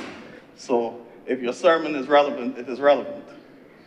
And I believe that this particular angle that I want to speak about is relevant to these two resolutions when I ask who will repay these bills. Because one of the challenges that we're having in our society now, and in recent times, public figures have been referencing it, is the use of marijuana by our people. It is too prevalent in our society. And you know my angle on this, sir. I did not oppose the medicinal cannabis bill or the Sacramento bill when they came, but there was something that I begged us to do, and I'm still begging the government to pay attention to it. We have not set a threshold for the potency of cannabis on our streets. And that is where the danger comes. It is not about 14 grams or anything. It is about the potency of THC. In April of this year, our acting director of public prosecutions at the time, Alliston Seal, SC, made a link that the rising violence in our community is linked to marijuana use. That was his theory. He said, of the 1% of pre-sentence reports returned to my office, only 1% of them involved offenders who had never used cannabis. That means 99% of them are for people who have used cannabis. Likewise, only recently, I can't remember her name, a medical doctor from the QEH raised concerns about the exposure of unborn children to marijuana and the exposure of young children to marijuana. Our National Council on Substance Abuse has recently raised concerns about new psychoactive substances in Barbados, referencing synthetic cannabis. Now, and this is where it becomes technical, sir, and why I keep raising this. I have been very comfortable living under every administration in Barbados under which I've lived, because they are bright people whom the populace have elected, and they have technocrats alongside them who I believe do the best they can to lead this country. And we've heard this morning of the prowess of this particular administration, its capabilities and its competencies. And I agree with all of that. And what I want to appeal to, sir, these competent people, please set a threshold for the potency of THC on our streets. If we do not do that, all these loans that we are procuring now to build up our country, you're going to have a people who are not productive enough to repay them. What do I mean by this, sir? Who knows if there's Godfather OG on the streets of Barbados? There we go. Godfather OG is the strongest synthetic hybrid of cannabis there's been in terms of THC. It contains 34% THC. The legal limit that the US federal government has set for THC is 0.3. Do we have 34% on our streets? We do not know. Because granted, it is not supposed to come through our ports, but if it gets in, nobody regulates it. Because people have the ability to walk around with 14 grams of God knows what. Nobody knows what they're smoking, not even the one smoking it. And so we need to set and crack down on this problem before we have an opioid crisis.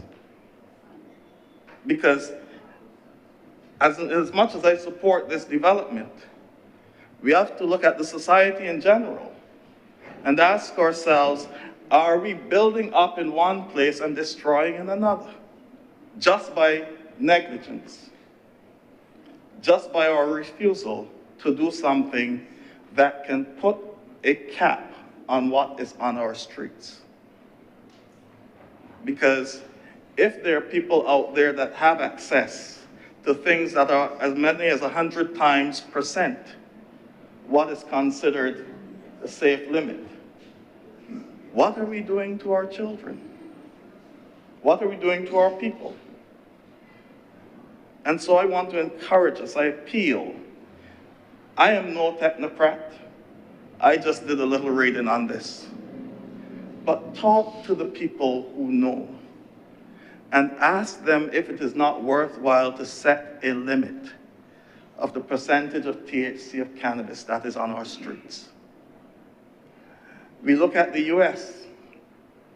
At the federal level, it is 0.3. That is why the CEO of the medicinal cannabis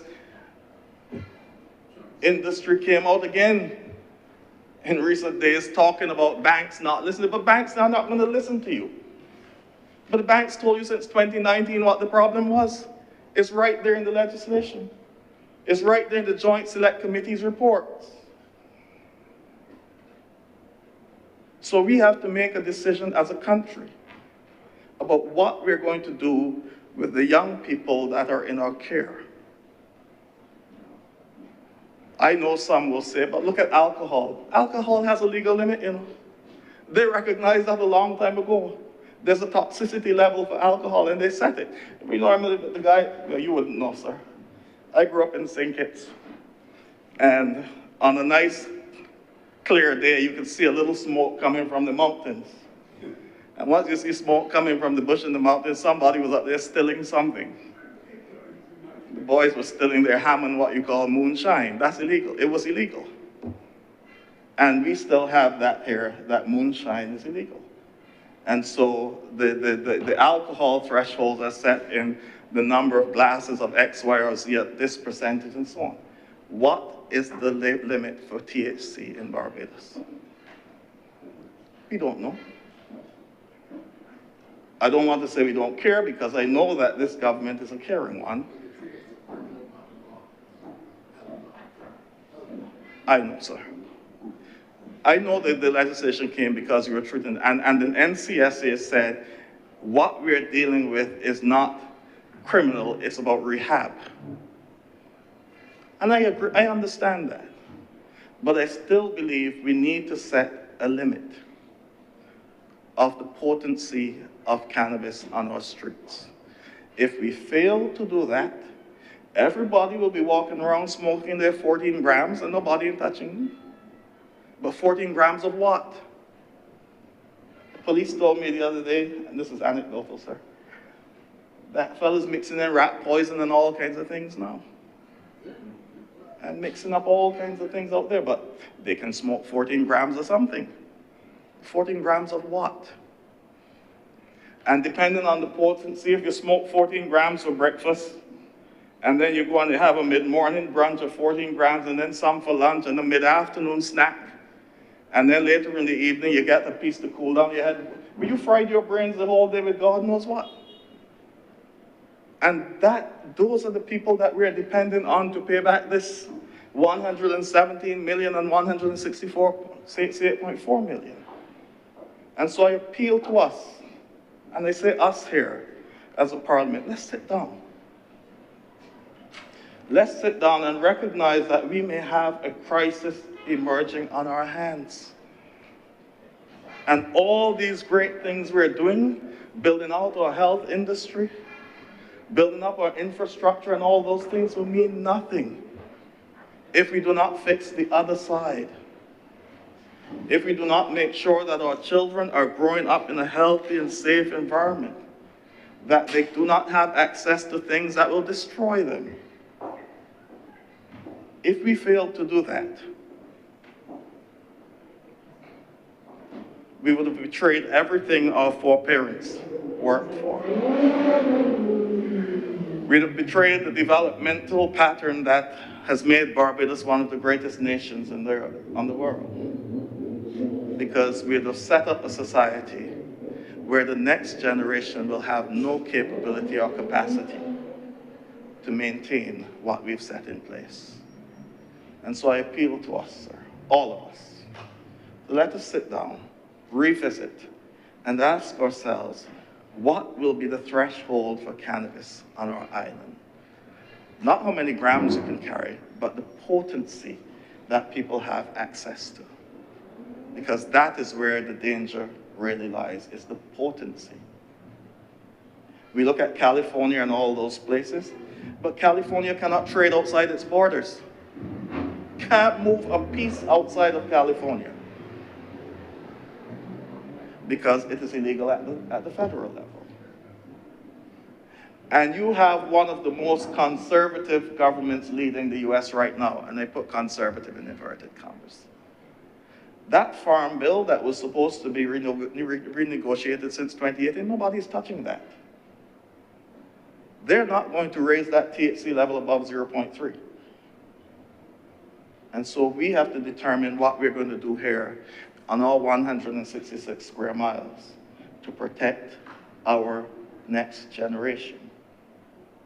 Because everybody who believes that there's somebody smoking something, but nobody knows what they're smoking. Nobody knows the potency level. They're not aware of these things. And because it says it's cannabis, they smoke it. But we're destroying ourselves. We're destroying our community. And so I want us all to sit down and look at the level of THC that we will consider legal in this country and crack down on anything out there that is above that level for the sake of our children and for the sake of our community, our society that we're building, for the economy that we're strengthening, for the infrastructure that we're building out. We must rebuild, but we must rebuild looking at the generation and what we have put in front of them and said, it is okay. And so, sir, as I said, I have no problem supporting these resolutions because these are about national development. This is what Barbados has always done. We've always sought to go one better than we were before to make sure that our people have the highest standard of living possible, the availability to the best health care possible. That's what these are about, and that's good. But let's look at the other side and ask the question, who will repay these bills? And how are we nurturing them to have the ability, not only the academic and expertise, but also the mental capacity and the productivity to repay these bills. And so with those few words, I thank you, sir. Thank you very much, Reverend Canon Dr. Rogers. Okay. Senator Reverend Morris. Thank you, Mr. President. I rise to lend my support to this resolution before us. I just listened to Senator Rogers and I listened to the Amos type of prophecy that was pronounced here. And I prefer, sir, to take the root note of the prophet Hosea and bring a little hope, or to indicate that there's still some hope for this country. And I do so, sir, because I want to not only support this resolution, but also to say that it is my distinct privilege and profound joy to stand here today to celebrate and welcome and congratulate what I regard as a moment of history in the making. And I have to speak this way, sir, because I'm just trying to project some hope. But a moment of history in the making, and that is the entrance of an extraordinary young lady into the distinguished chamber of our Honorable Senate. Part of that history, sir, is that a young lady sits beside her former teacher in this parliament.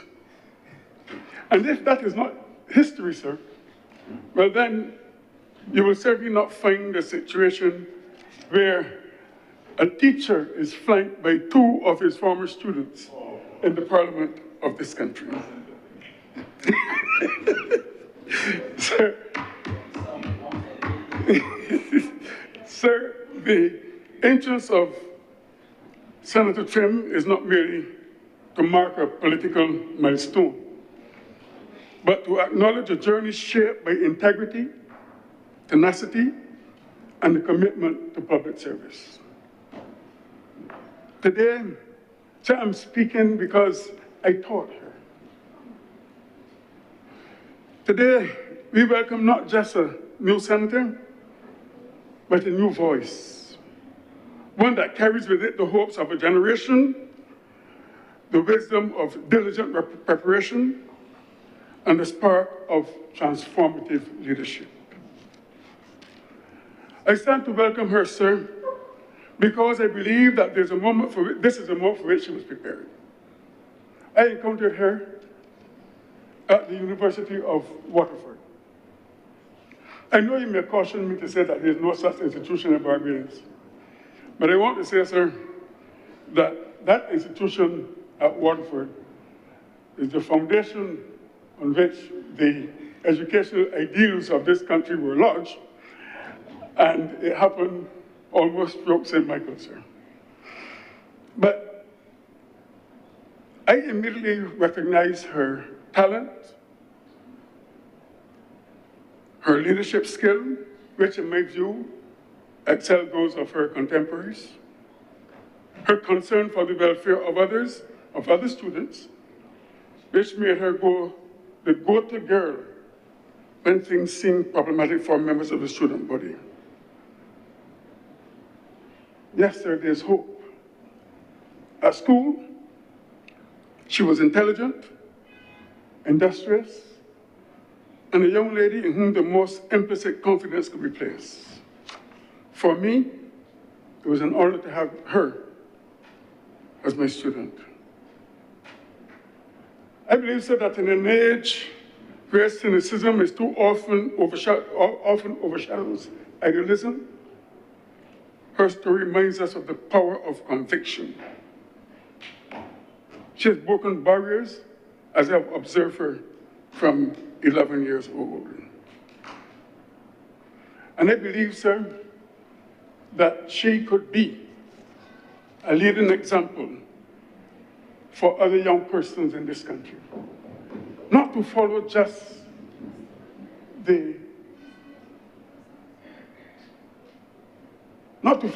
sir, those of whom Senator Waters just mentioned, but I know that she walks circumspectly. And as she takes her seat in this Senate, I know that she will inspire those and represent those who today, and speak for those who will not be here. Sir, let me briefly respond to some things that we heard this morning. When I enter a debate, I do not enter that debate to win an argument. I enter that debate to get to the truth. And it's time that some of the things that are said must be examined with forensic exactitude.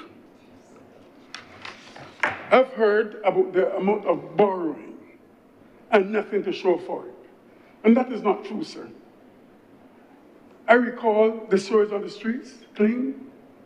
I recall the buses. I recall the garbage trucks.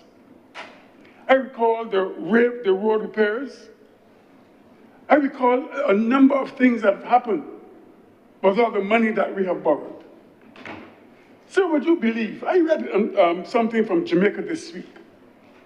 Would you believe that Jamaica has just acquired new buses, sir?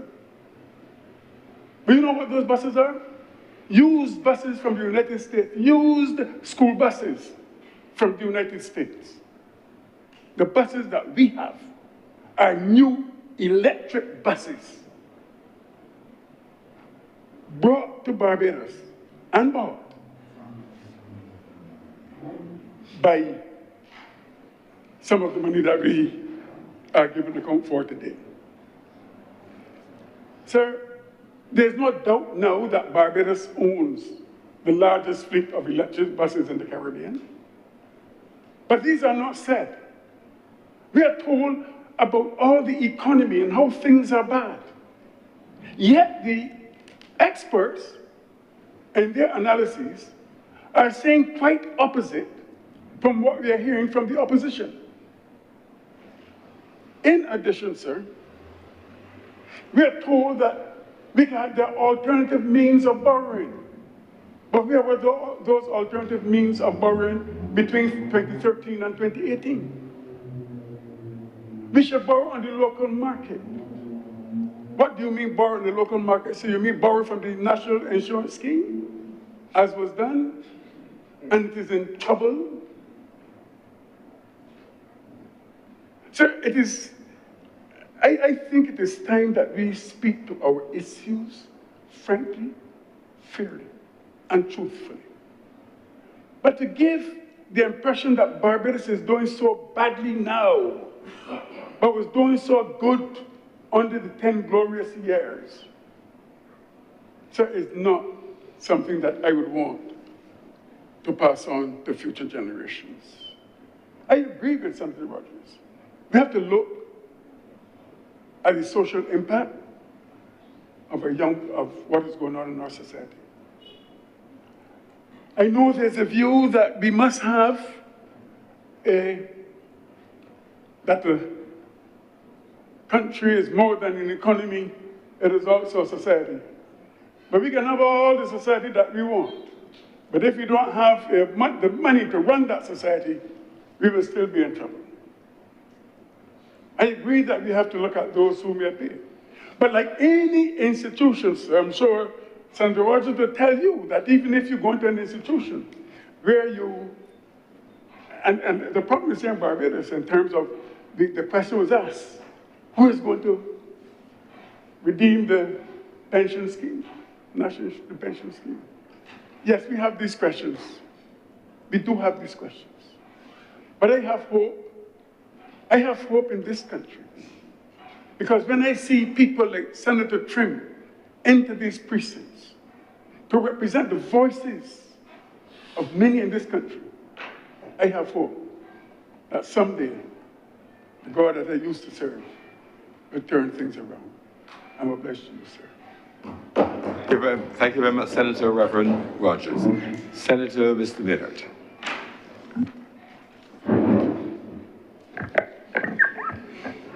Thank you, Mr. President. Mr. President, I would first like to welcome Senator Trim. I haven't listened to Senator Morris's glowing tributes. I only wish to say, Senator Trim, you must always remember that he or she who appoints you can remove you, but that should not stop you from speaking to the truth. Sir, I am pleased that as I prepare to exit medicine, the government has seen it fit. I congratulate the government for this, to invest some serious money in the polyclinics and our primary health care. There have been voices who have called for this for a long, long time. And hopefully when the government invests the money up front, we will see the results at the back end.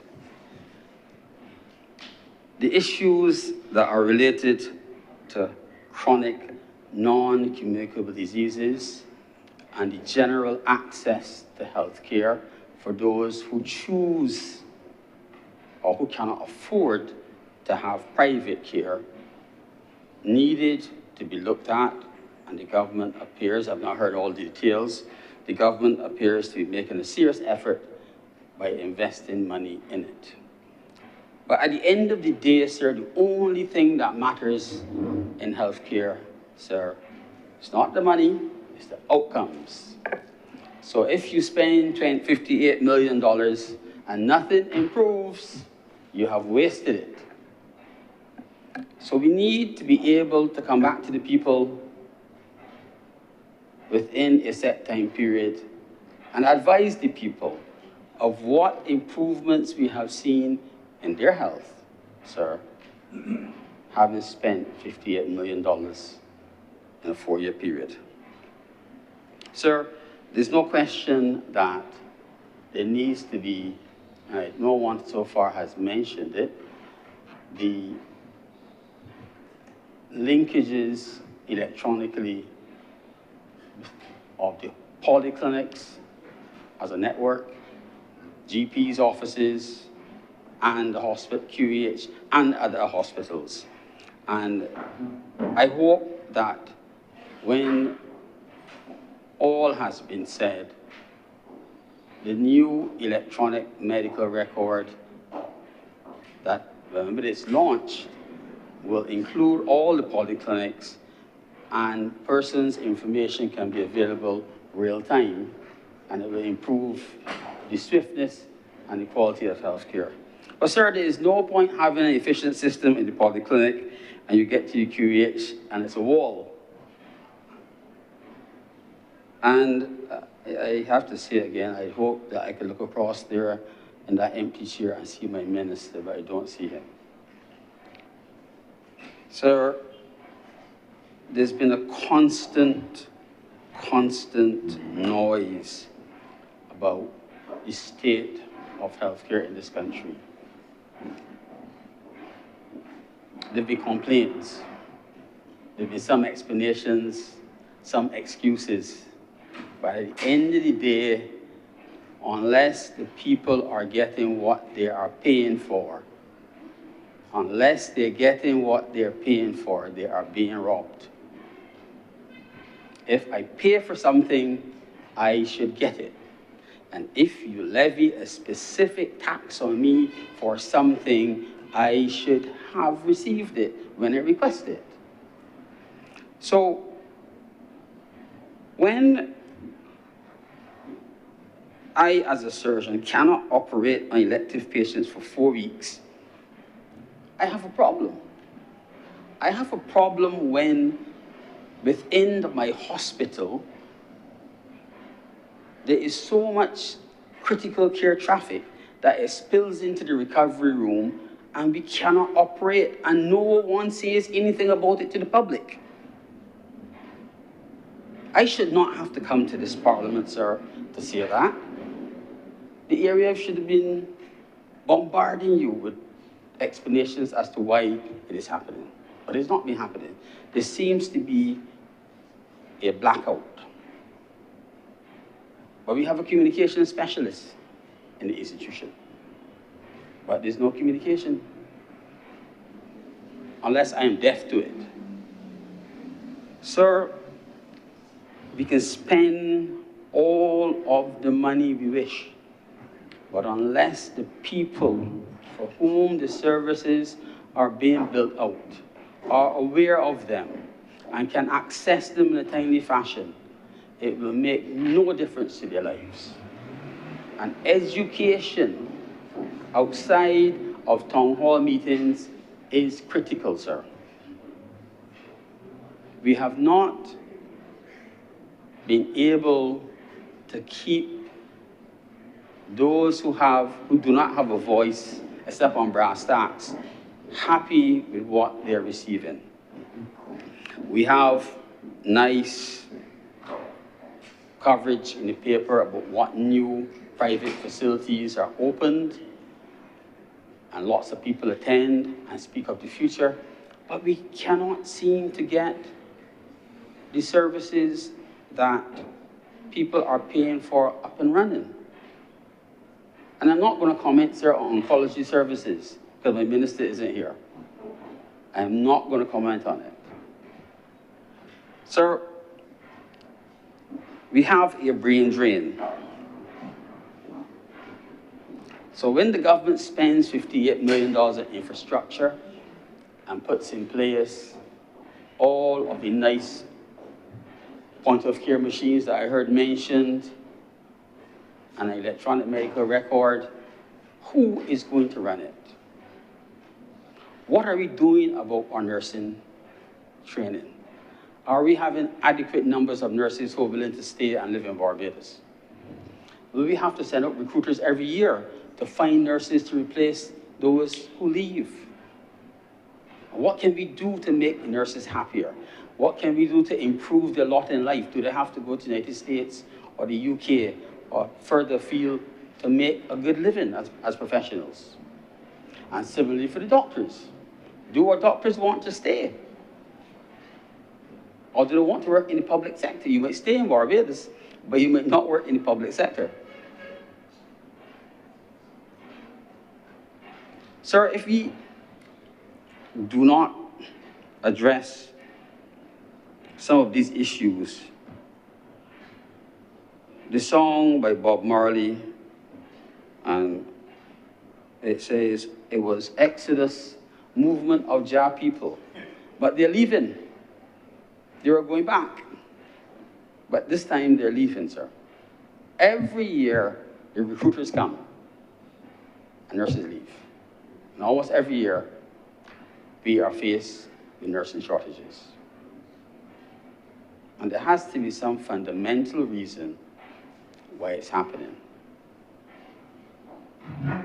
And the people who come and work hard and give fantastic service, they don't migrate to Barbados. They're transient. They come, do their time, and they leave. And when our population, sir, increases and expands as we need to, what will we have? Will we only have care in the private sector? And I hope that there has been a comprehensive look at what manpower needs or what manpower requirements we will need when we spend large sums of money, and what difference it will make, sir, and whether some of the things that we currently do manually can be automated and have reduced need for human input. There's no question, sir, that a part of medicine has moved to the screen, and you can get Zoom consults or remote consults, but at the end of the day, people still need to be seen. And they need to know that when they are seen in the primary care setting, and you have a condition that needs to be treated in a tertiary care institution, then you can access one in a timely fashion.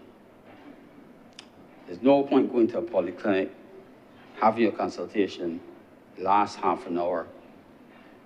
You have to go to someplace else, and it takes you 3 days to move from the point we arrive till we get into bed. I hope that as I age, sir, and as I will inevitably need the services of my colleagues unless there's some magical pill that we'll get, that some of the issues that I came in and found as I age and reach the end of my career, I will not be leaving them behind. And all we would have done is spent money. Sir, I thank you. Thank you very much, Senator Maynard. If there are no other speakers, please welcome Senator Reid. Thank you, Mr. President. I rise to wrap up, but I do wish to acknowledge my colleagues and their contributions. Obviously, there was a lot of effusive praise and welcome for our new colleague, and I'm looking forward to her contributions when they come. Mr. President, I want to reference the point made by Senator Maynard, and this, in my wrap-up, is really around the idea of a magical pill. And to underscore the initial framing that I did, and that the process of running the economy is there's no magical pills involved. It's graft, it's work, it's effort. And I wasn't certain some of the reference points made in the central bank report, but it's available online for many to see. And some of the things involved in it that were mentioned were quite contrary to what the report says. And the story is very clear, that you move from a nearly 180% GDP to debt ratio to just over 100%, despite having structural reform twice and a global pandemic. You've halved the amount of interest payments you make compared to your government revenue in a period of 7 years. You've returned such levels of confidence in your economy that you are able to raise in a way that you simply weren't able to raise before. You've gone out the process of reducing the amount of imbalance that you have in the economy. You have tripled the amount of capex you spend on fiscal expenditure on capital projects. Your construction is booming, your tourism is doing well. You are not in nirvana, but you're doing solidly. And there is an ambition to do much, much more. To Senator Rogers' point, you are in the middle of deep thought around social innovation, social uplift in a moment of difficulty that we could all acknowledge. But you are a good country looking to do better. And I think that's a fundamental point. So while we may try to score political points and go all over the place, to my colleague, Senator Morris's point, the truth will always be the truth and the work will always be the work. And so I beg, Mr. President, for this resolution to now pass. I'm in your hands.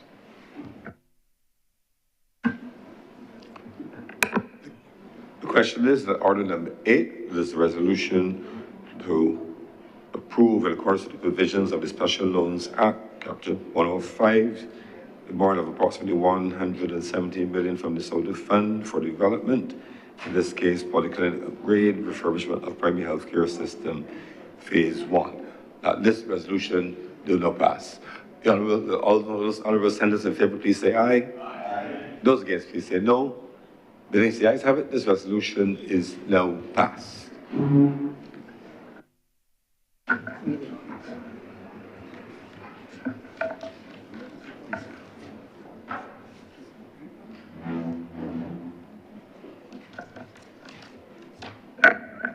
Mr. President, order number 9, in the name of the Honorable Minister of Innovation, Industry, Science and Technology, to move the passing of a resolution to approve in accordance with the provisions of the Special Loans Act, Cap 105, the borrowing by the Government of Barbados of the sum of approximately 68.4 million Barbados dollars from the Saudi Fund for Development on the terms and conditions contained in the loan agreement, the main provisions of which are set out in the schedule, and the proceeds of which will be used to finance the urban renewal project in the water, housing, and infrastructure sectors, phase 1. Senator Reid. Mr. President, I rise to beg that order number 9 now be passed as a resolution.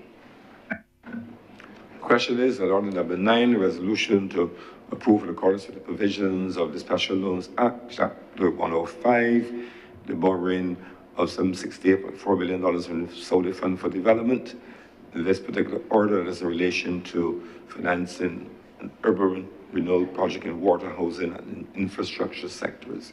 So the question is that this resolution will not pass. Will those honorable senators in favor, please say aye. Aye. Those against, please say no. The things the ayes have it, this resolution is now passed.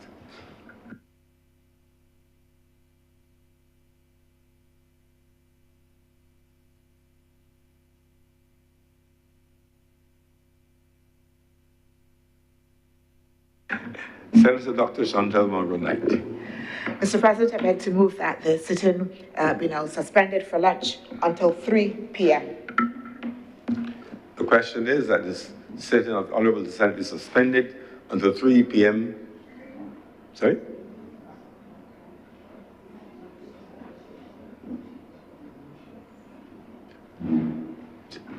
We just.